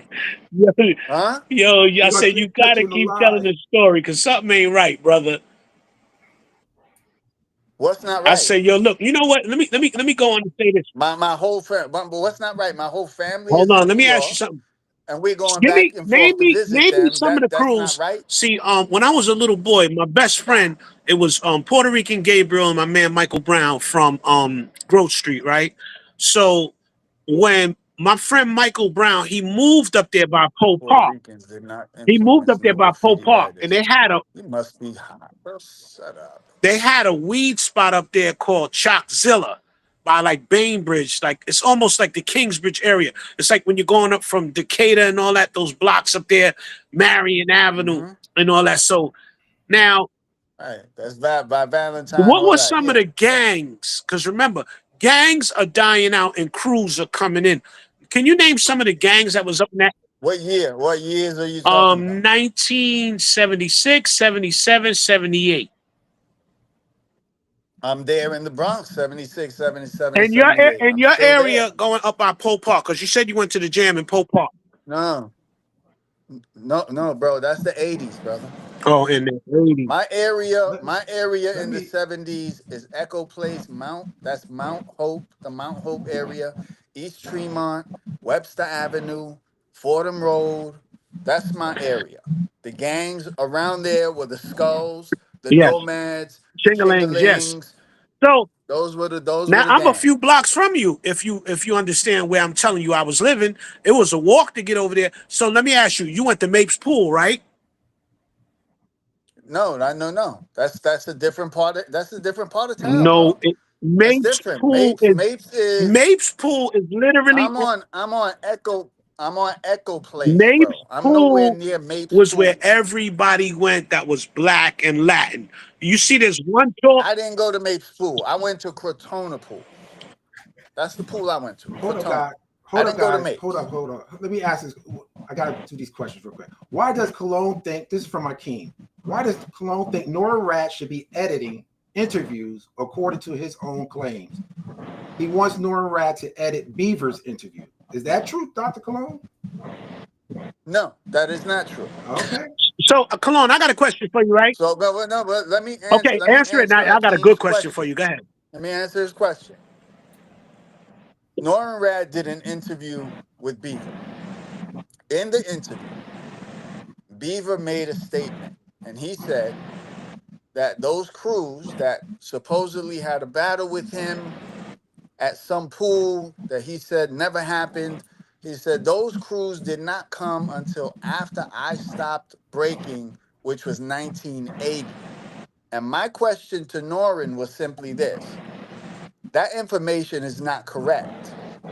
And so Norin said, I'm not gonna change it. I just let people say what they say in their interviews. It's not my job to change what they say. And my response to Norin was, I don't think that it's right that something that is not Well, true, you how do you just know it's leave it not up true? You're there. not there, brother. You're not there. Big, we're talking about the You 70s didn't see these crews. crews there, brother. You did not see them. You didn't see them, Yeah, actually. Stop lying. I You gotta didn't see ask. them. So the Puerto You Rican didn't see them. you You need to didn't see shut your them. damn mouth, Listen, bro. Yeah. Because you don't even know you what you're didn't see talking them. about, You So didn't look, kid. see them. yo, You yo, don't hold even up. know what you're I don't want talking to Let me, about. jump let him, me get Truth. rid I of him. gotta ask him. I don't want to No, jump him. I want to ask no, him a I'm getting question. ready. When You didn't he see yeah, interviewed, nothing. yo, but So you, be quiet. Cologne, you interviewed me. Is that video still up, or did you take it down? you probably took it down. What interview? When you was asking me about Big Pun, About pun. Yeah, it's there. it's still there. What about it? Is it It's still there? there. Did What you about it? edit it, or okay? I didn't no. I had observed No, I didn't something. edit it. I had observed something with you, right? You was asking me about Pun, which Pun is my friend, like Dirty Chris. Wait, hold on. Stop. 1980. Beaver says 1980 is when the Hold Puerto up. Rican crew Listen, came. hold up. That I'm muting you, Cologne, because I'm getting tired of the BS. Here's the thing. Nobody knows you. That's the bottom line. You were there, but nobody knows you. That's the bottom line. So I don't want to hear because I wasn't there. You were there, and nobody knows you. Yeah, where was yet to bring up? You have yet to bring up one person who could vouch for you that you were there, and nobody knows you. So with that, Minnie, I'm getting rid of this guy because I'm done with him. Right? No. Wait. Don't do that to him. Don't do that to him. I know. I got a question for him. When you interviewed me about my man Dirty Chris, I had noticed something about you. And Cologne, I didn't know what was going on. Like a lot of people get on there. I didn't know you were the king of Puerto Rico. I didn't know you was on So you asked me something about pun, right? And I said, I don't know what all this Puerto Rican stuff is about because I remember Chris being Puerto Rican and Cuban. And I saw your face like you wasn't happy with that because his Uncle Wimpy, who was our baseball coach, is Cuban. His Aunt Angie is Cuban. So there were Puerto Ricans and Cubans living in their house. Now, I'm going to tell you how Pun got his hip hop. Wimpy was carrying the records for the Cold Crush. He was the first person bringing back recorded tapes to Soundview, Academy Gardens, and he started selling the tapes because my block was the biggest dope block in the Bronx. There was two of them, 170 in College and Commonwealth and Randall. So I'm putting my radio in the window, cars going by, fire engines. I'm recording the Dope Boys. And this is 81, 82, because it was Grandmaster Cass. It's 1981, and before the year is done. Wimpy was the first one selling those tapes, and that's Pun's uncle, right? So my thing to you is the initial positions that Puerto Ricans held, like I got my ass beat for going to a Zulu anniversary. He's still around. I don't know if he's Indian or Puerto Rican. He wears two long braids. He was taking pictures. I remember him as a child. He was at the Zulu Nation anniversary, and I stayed late and got in trouble for it, right? Culturally, y'all weren't the pushers. Y'all was there. But the people that were there were the down by law Puerto Ricans that rocked with the blacks. So when you say influence, there's a certain kind of Puerto Rican that really rocks with black folks. And it's back then, our cultures there was nobody at the jam throwing on El Gran Combo, Hector Lavoe, Tito. That wasn't the breaks being played. So I even watched a video of yours where it's like the congos and the timbales. And I'm like, you're reaching, bro.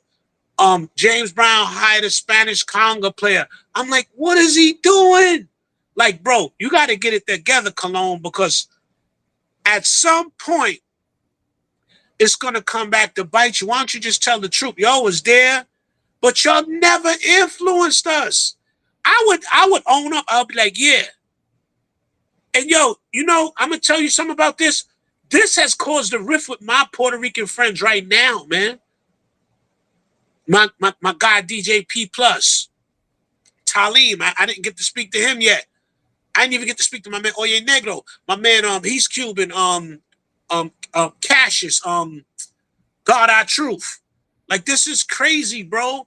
And it's nasty work because now that hip hop is a global thing, me and Truth put something together. They have and I want to say this,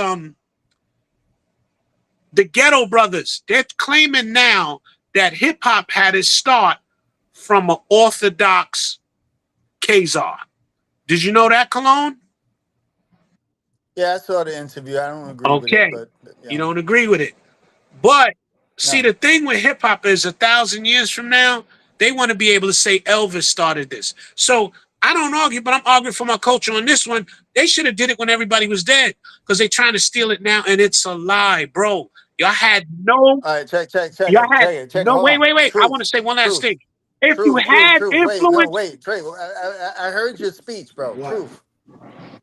What year did Star Child La Rock start? As far as I know, 77. Okay, 77. So when Beaver says they didn't come until after 1980, is he right or wrong? The question is this: did he see them? That's the question. So I'm not going to speak for Beaver. Okay. So listen. Answer. Okay. Here's my thing. Here's the last thing. Question: Why didn't? Okay. Let me do this. Let me find the last. I'm going to end this real quick because it's going on long enough. Let me see. Why did Cologne take the July 4th video down and lie saying YouTube took it down? Do you know what video he's talking about? Yeah, I do. What video was that? The July 4th video where I was talking about racism. I was speaking about the topic of racism. YouTube sent me a message and told me that those terms, those words are not acceptable and that they were going to remove the video. And they removed the video. Removed it. All right. That's all I can say. They removed the video. Someone else came to the panel. I'm gonna give him just take a breather. I want to hear from Paul Roberts. What's up, Paul Roberts? You got the floor. Thank you, True Savior. What's up, Minnesota? What's up, Derek Dolezal? How you doing, Derek Dolezal? I'm gonna make this real quick. Let's just try to be. I don't want to get him started, so let's be respectful to a degree. You could call him a little bit delusional or whatever, but you know, just be respectful in that sense. Go ahead. Okay, I got 3 points I wanted to make. First of all, True Savior is an elder, Derek. He's almost 10 years older than you, so you need to show him some respect wherever he comes from. He's seen things. He's got history. That's why people respect him. The second thing I want to say is when you keep calling stuff like Black English and the music, you could call it street culture. That just shows you never been inside Black people's homes growing up, in my opinion. But the main thing I wanted to say, this is a pink person talking. This is pink person talking. You will never, ever, ever, ever convince white people that Puerto Ricans had any creation part of hip hop, because we know Black people. We know what they do. We see how they do it. And you need the cosign, Derek. You need a cosign from Black Americans. And that's why you're here. Because if you could convince the white mainstream, you would have already done it. You'd be sitting next to white people right now. You're begging the cosign for the inclusion with all these little tricks like you're prejudiced if you don't include Puerto Ricans in hip hop. And I love Puerto Rican people. Y'all just didn't create this music. And that's my 2 cents. Thanks a lot. God bless all. Appreciate it. And we didn't create the music, and I never said we did. Well, you called rap music. Rap music. Hold up. No, it's more than that. Come on. Stop. That's what. Again, I'm talking about I'm talking about evolution, brother. Come on. How come you can't get that? Hey, the Truth, music comes from a particular place, man. Stop. Yo, Truth. You know something? And I want to give something to the Puerto Ricans right now, right? When we got up off of that floor, they stayed down and they tore that floor up. Certainly they did. Dancing wise. When I say they did their thing, and they was nice, the spins, the windmills, all of that. But the co-creation part is so wicked to me, because I'm like, where's this brother coming from with this? Because as a Bronxite, okay, I'm younger than, but you act like my eyes didn't work. When my mother and my aunt was in the smoking them big gigantic tray bags, they was getting off the back block by the Bronx Zoo, and they would go sit at the gym and they would smoke them big Chiba joints, them $3 tray bags. I saw what was going on. And when the music was out, it was predominantly us. Everything, the dances, everything. Right. And I told you, when somebody asked me, they say, yo, so what happened? Why the Blacks stopped dancing? We started getting fresh. Now, I have yet to personally meet Stanley, but Stanley is a Bronx fixture. He was everywhere. And all the girls like me had the big gold afro. Dude had the hazel eyes and he was fresh. And he had like a criminal aura to him. You know what I'm saying? Because back then, to get more money, people started throwing red on Fordham Road, which was my family been on Fordham Road beating people for 70 years. playing 3-card money. People used to go like stand them. They go downtown. They go hit a pocket. They call it jostling. That was the hustle. But my thing is this: co-creation. That's something to say. Like I was 50-50 in Enron. I can't come and do that. But when people start talking, I try to listen to motive and opportunity. What's making you do this? And all of this ties to that museum. Because one day, none of us are going to be here, right? And 100 years from now, they want to be able to say, yeah, the Puerto Ricans started it, but they got it from this brother who was an Orthodox and blah, blah, blah. This is a play on our culture. And it seems like this is how you look, Cologne. You look like the fish that stole Pittsburgh. You look like the crook, the guy who's coming to steal, because the story don't even make sense. I'm like listening to it, and I'm never going to agree with you as a witness as to what I always saw. And what I always saw was black people getting down. And when we left the floor, yeah, y'all took over, and y'all was some bad dancers. Yes. That's right. The Puerto Ricans tore it up. They was nice. Yo, they tore it up. They was nice, all that. But what I'm saying is it's ridiculous. And see, the way black people are, we'll usually sit back. That's right. But now it's like, what? This is what you're getting. You're getting the what? That didn't happen. So now you got everybody coming forward like that didn't happen, sir. So, this one crew, TBB, yeah, they weren't before the blacks. Because by 76, the blacks was up off the summer 76. Before the blackout in 77, everybody was fresh, and Stanley was one of them. Stanley was one of them. You know what I'm saying? So, when they say what happened to the black dancers, that's what happened. That's what happened. The black dancers got off of that floor. They started getting money. They started getting into other things that might have been kind of wrong. Right. Like, even when you go over on my family's back on Webster, see, Cologne is talking about further up. Where he was up, if they were jamming up there, he was going to be by Park Avenue, Hun 80. If there's another development, Hun 79th in Webster, my family has always been on 169 Washington, 169 Webster. That's where I'm from. When I open my eyes to life, I'm from 169 in Boston Road. Before Soundview, before 183rd, the 1254 Franklin. Go to Google and punch the 1254 Franklin. This is where Grandmaster Flash said he got his start, right? So when I would go down, see, the thing about Bronxites, we don't care. So when I would go down to Webster, the first DJs I saw down on Webster was DJ Kusa and DJ Fomolo. And they were a big deal in the 70s. We kids, we playing tag, but they having a jam in front of the building. 3 turntables hooked up, they cutting up breaks, and on this turntable, they playing Richard Pryor on the 3rd turntable. So look, man, Cologne, all this, the TBB crew and all of this, yo, bro, like, it's not that you're lying, but there's culturally, y'all don't influence us. I'm going to just say it. I'm trying to be nice, and I'm trying to be kind, but no. Well, you want to know when Puerto Ricans became influential. You want to know a super influential the Puerto Rican, and he was a one of one. He influenced a lot of people. Alpo. Right. The Criminal from Paid in Full. Alpo was influential in the 80s. That was on the street vibe. Chicky from Hunts Point. Boy George from Cyprus. Gito from Edenwald. Those was the Puerto Rican fly guys. But musically, dancing, we were doing, when I was a little boy, because my house was the house where they had the parties and the silk shirts and the gold chains, everybody sniffing cocaine, all the elders. The dancers was the Freak, the Patty Duke. That's what I remember, 76, 77. 77. Now, when you go to younger people, little kids, like, this is the thing, little kids were breakdancing. So when you start the older you go, the more it moves away. Right.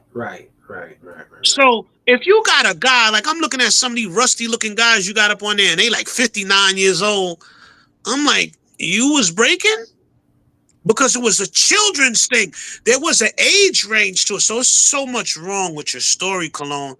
And Well, he's off. He's not here anymore. Oh, okay. So, And you know, when I'm pushing back on him, I don't want to push back like, but I gotta tell the truth because it's crazy. Like Talim is my guy. I know everybody's mad at me. I know all my Puerto Ricans that I've been fucking with forever. They pissed off, but I gotta tell the truth.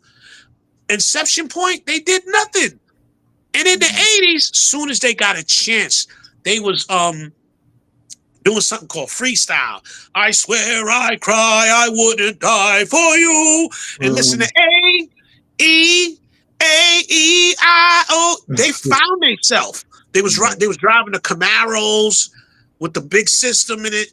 They've always had a different thing, and it wasn't influential to us. There was never a moment where, like I said, the first influential Puerto Rican I saw moving around Black Harlem, Black Bronx was Alpo.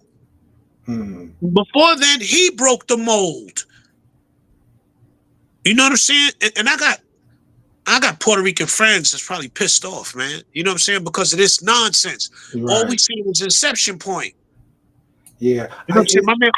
My man Oye Negro, his whole crew, they from the projects down in Columbus. I met another, I can't think of, I don't want to get their names wrong. They was from the projects on 101st in Columbus. Like, yeah, there's fly Puerto Ricans, but I'm talking about back when nobody was fly, when nobody had no money. How? We wearing Lee suits. We straight-legging our joints in the cleaners. You wearing rubber bands around your pants. Like, it just got to stop, bro. Right, it's right.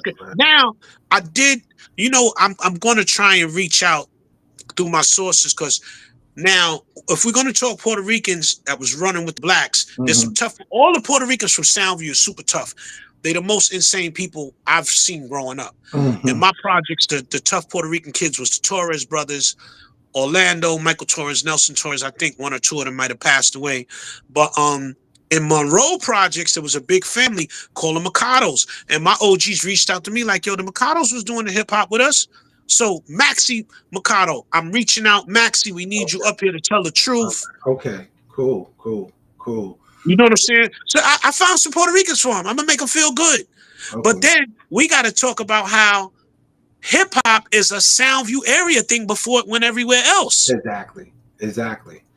That's the narrative that is also pushed, that somehow there's two, you could track hip hop originating in different places. Nature does not work like that. Something starts at one place and then it moves out. That's how nature works. So you can't make that argument, well, you weren't at this part of the Bronx where hip hop was happening over here. No, and to the dude Stanley's defense, all I remember him is the fly guy that was everywhere and the girls liked him. He was everywhere. He was everywhere. Because my family is on the 9 now. They on the 9 and on Webster Avenue. Stanley is there. 183rd Street, the first time I ever saw Stanley, 1976. There was a center party. I don't know who was playing the music in there. Stanley's there. So I don't know Stan. Stan is cool with my man Father Time from Bronx River. You know what I'm saying? So he, Father Time was doing the hip hop trading cards at one time, which he has. That's probably, them joints probably worth $1 billion now. But Stan and him is tight. So I got in on that conversation late, but have I met Stanley personally? No. But it's just ridiculous at this point where it's like, you got to stop, bro. And he's not going to stop. But what I'm looking at now, and he can deny it because that's what thieves do. But this is tied to that museum. Look up how much museums generate. I want you all to look up how much money museums generate, and you're going to start to formulate the crime.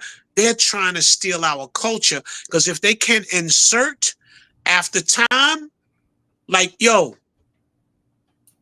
I'm a child in the 70s. I know all the breaks. I be on the phone with Red Alert, and my man is supposed to put me with, Ike C is supposed to put me with Jazzy J soon. I never met Jazzy J, but as a child, I'm watching Red Alert and Jazzy J. I'm humming breaks that Red used to cut up, and Red is amazed. Like, Minnie, you was there. This is Red Alert. Fred Croup on Facebook. That's his real name. Fred, C-R-U-T-E. That's Red Alert. I call Red And you know, the elders don't want to get into this going back and forth. You know, Right, you got to remember, you got to look at it like this.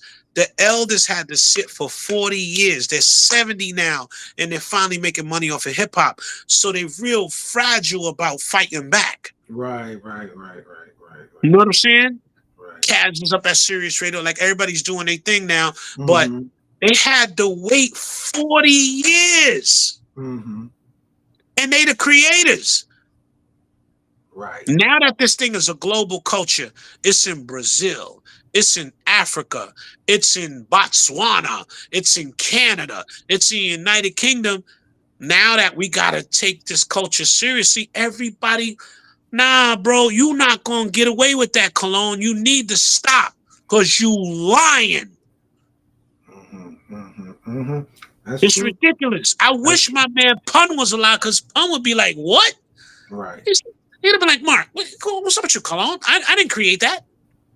Right. I asked Cologne for a reason, if he had kept the video up where he was interviewing me about Pun, because when it's a moment where he asked me about Pun being Puerto Rican, I said, I remember Pun being Puerto Rican and Cuban. You got to look at his eyes. It hit him.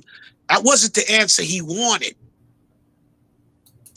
He just got to stop, bro. It's ridiculous, man. And it's painful, like, because, yo, look, man, my son is Puerto Rican and Dominican and black. Mm-hmm.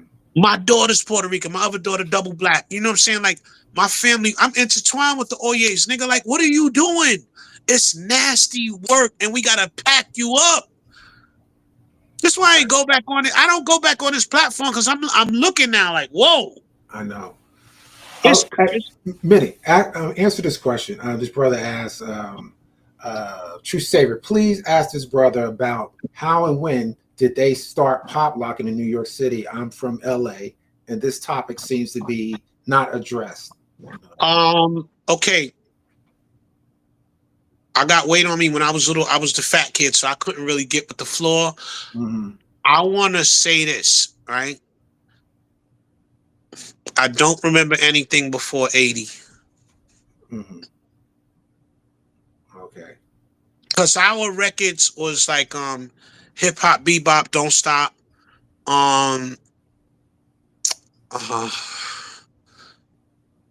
81, 82. Because this is when us and the Puerto Ricans are starting to go like this, because they got a new music form. So in the 70s, Electric Boogie, we was getting dirty as children on that floor. But I can't account seeing all the worms and all of that. I want to say all of that happened. That happened a little late for us, 81. And don't quote me on it. I'm trying to remember what I can remember. But 80, 81. Definitely 82, 83. Because you had all the records for it. Electric records. It was a lot of electric records. Like Do the Smurf for what it's worth. It was records like that. And all of this, yo, listen. I know all of this shit come from Bambaataa. Bambaata's title was the Master of Records. That was Bambaata's title. So Bam brung the reason hip hop is the way it is. Bam played German funk. He played Brazilian funk, Gershon King combo. Bam is the reason that the music is so diverse, and it took a universal. You know what I mean? Mm-hmm. Rock records like Jimmy, Squire, Big Beat, Long Red. I don't know how this man knew all the funky records with the break on it, but when it jumped from James Brown, Bambaataa is the one who makes everything come together over in that Bronx River Center. So I want to say 80, 81 people were doing a little bit of an electric boogie. I can't remember it in the 70s.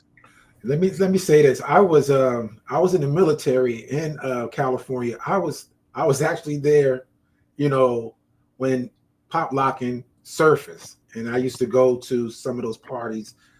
these street parties where they be exhibiting their moves and pop locking. And this was in 1980. I was stationed in the military in what was his name? El Toro. And his brother from LA, he knows where El Toro is, Santa Ana, that area. And then I would travel up to LA and see pop locking for the first time. And for me, it was 1980. And I bought it back to I won't say that I'm the only one that bought it to the East Coast, but I bought it to my next duty station, which was in Jacksonville, North Carolina. And man, they never seen anything like it. And I was the representation for LA back in the day. So I want to say this. We also got to do this for Mr. Cologne. Bro, we had Soul Train. And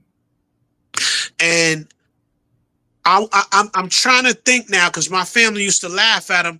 There was a black dude with a bald head on Soul Train, and he would be dancing with a gigantic toothbrush, and he was doing some pop locking on. That might have been the 70s. Yeah, that was 70s. Yeah, the Soul Train. There was a little popping going on there. It was more. Okay, not what was it?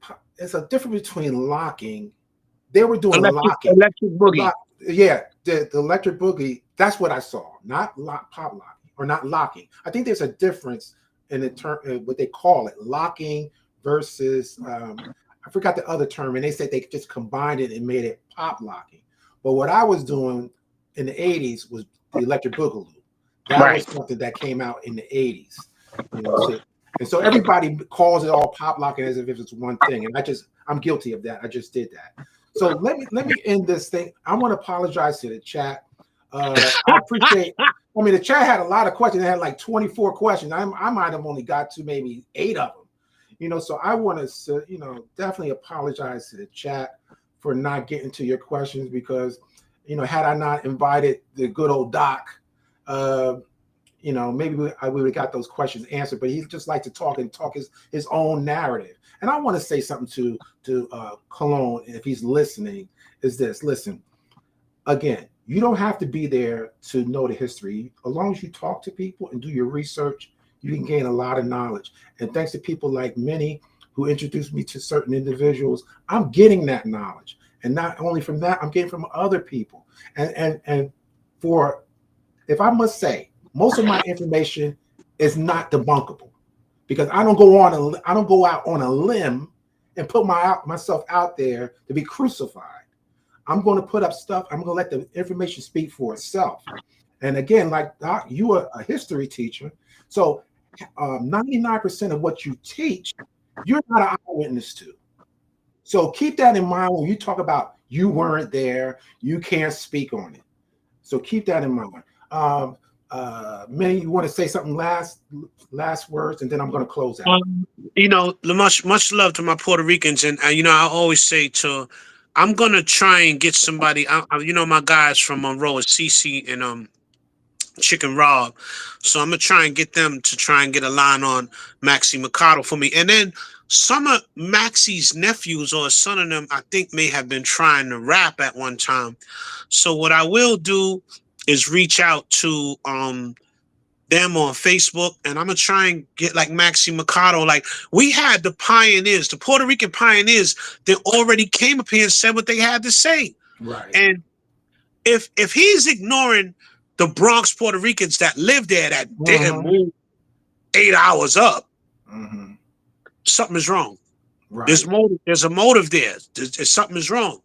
You know what I'm saying? So I'm going to try and get some of my Bronx Puerto Rican elders. And it's not about discrediting Puerto Ricans. It's just saying that we started it. That's all. Right. That's all. Right. That's it. The inception is us. We're the ones who created it. Puerto Ricans were living next to us. They observed and they participated. That's the truth. Right. There's no shade. It's just the truth. It's just the truth. Right. We have the history. We have the evolution. We can show the evolution. And the Puerto Ricans, see, this is another thing. The Puerto Ricans from the Soundview area, like what I remember as a little boy seeing Maxie, and they was super tough because it was a fighting area. Like, people were into karate and all that. And the Torres family from out of Soundview was so tough, sociable, Puerto Rican Tito. Like, it was like they had to be extra tough because they was in black territory. So they probably had to knock a couple. And then another dude I'm going to get on here, there's Powwow from Bronx River, and then there's Powwow from Soundview. Powwow from Soundview is Puerto Rican. You look like you're Chinese or Indian. Mm-hmm. I'm gonna get Powwow to get on here with us one day so he can tell the story. All right, for sure, for sure. Again, thank you for coming up. no problem, man. Appreciate it. I didn't expect this to happen tonight. We but love you. Stop lying. Cologne, we love you. Stop lying, though. I had to get on when I saw him on. Stop. Put the white flag up. Wave the white flag, no, Cologne, please, he's never going to raise that flag. You can forget about that. He's going to go down in battle. Yeah. Hey, yo, that's a different kind of lying. Oh boy, he's going to go down. Did he take down the video with the Puerto Rican pioneers saying that that was Moreno style or black style? I'm not sure. He takes down so many. I don't try to keep up. That's why something is behind it. Like I'm looking at bro like he's from one of the agencies or something at this point. The agency of the Department of Defense of Cultural Theft, because that's the only way, bro. Like the delusion is crazy. Like your own people that was there saying, nah, bro, that was the blacks, and then we got him because my man, and you ignoring that something ain't right. Something ain't right. It's not right. It's not right. Okay, many. Thank you, brother. All right, peace, man. Thank you. All right. Okay, Chad. Appreciate you. We're gonna do it again soon. Until the next time. Make sure you sub. Make sure you thumb up the video and share this information. It's so important. To the next time. Minnesota Money Boss on Instagram, y'all. Peace. All right. You heard it. Peace out.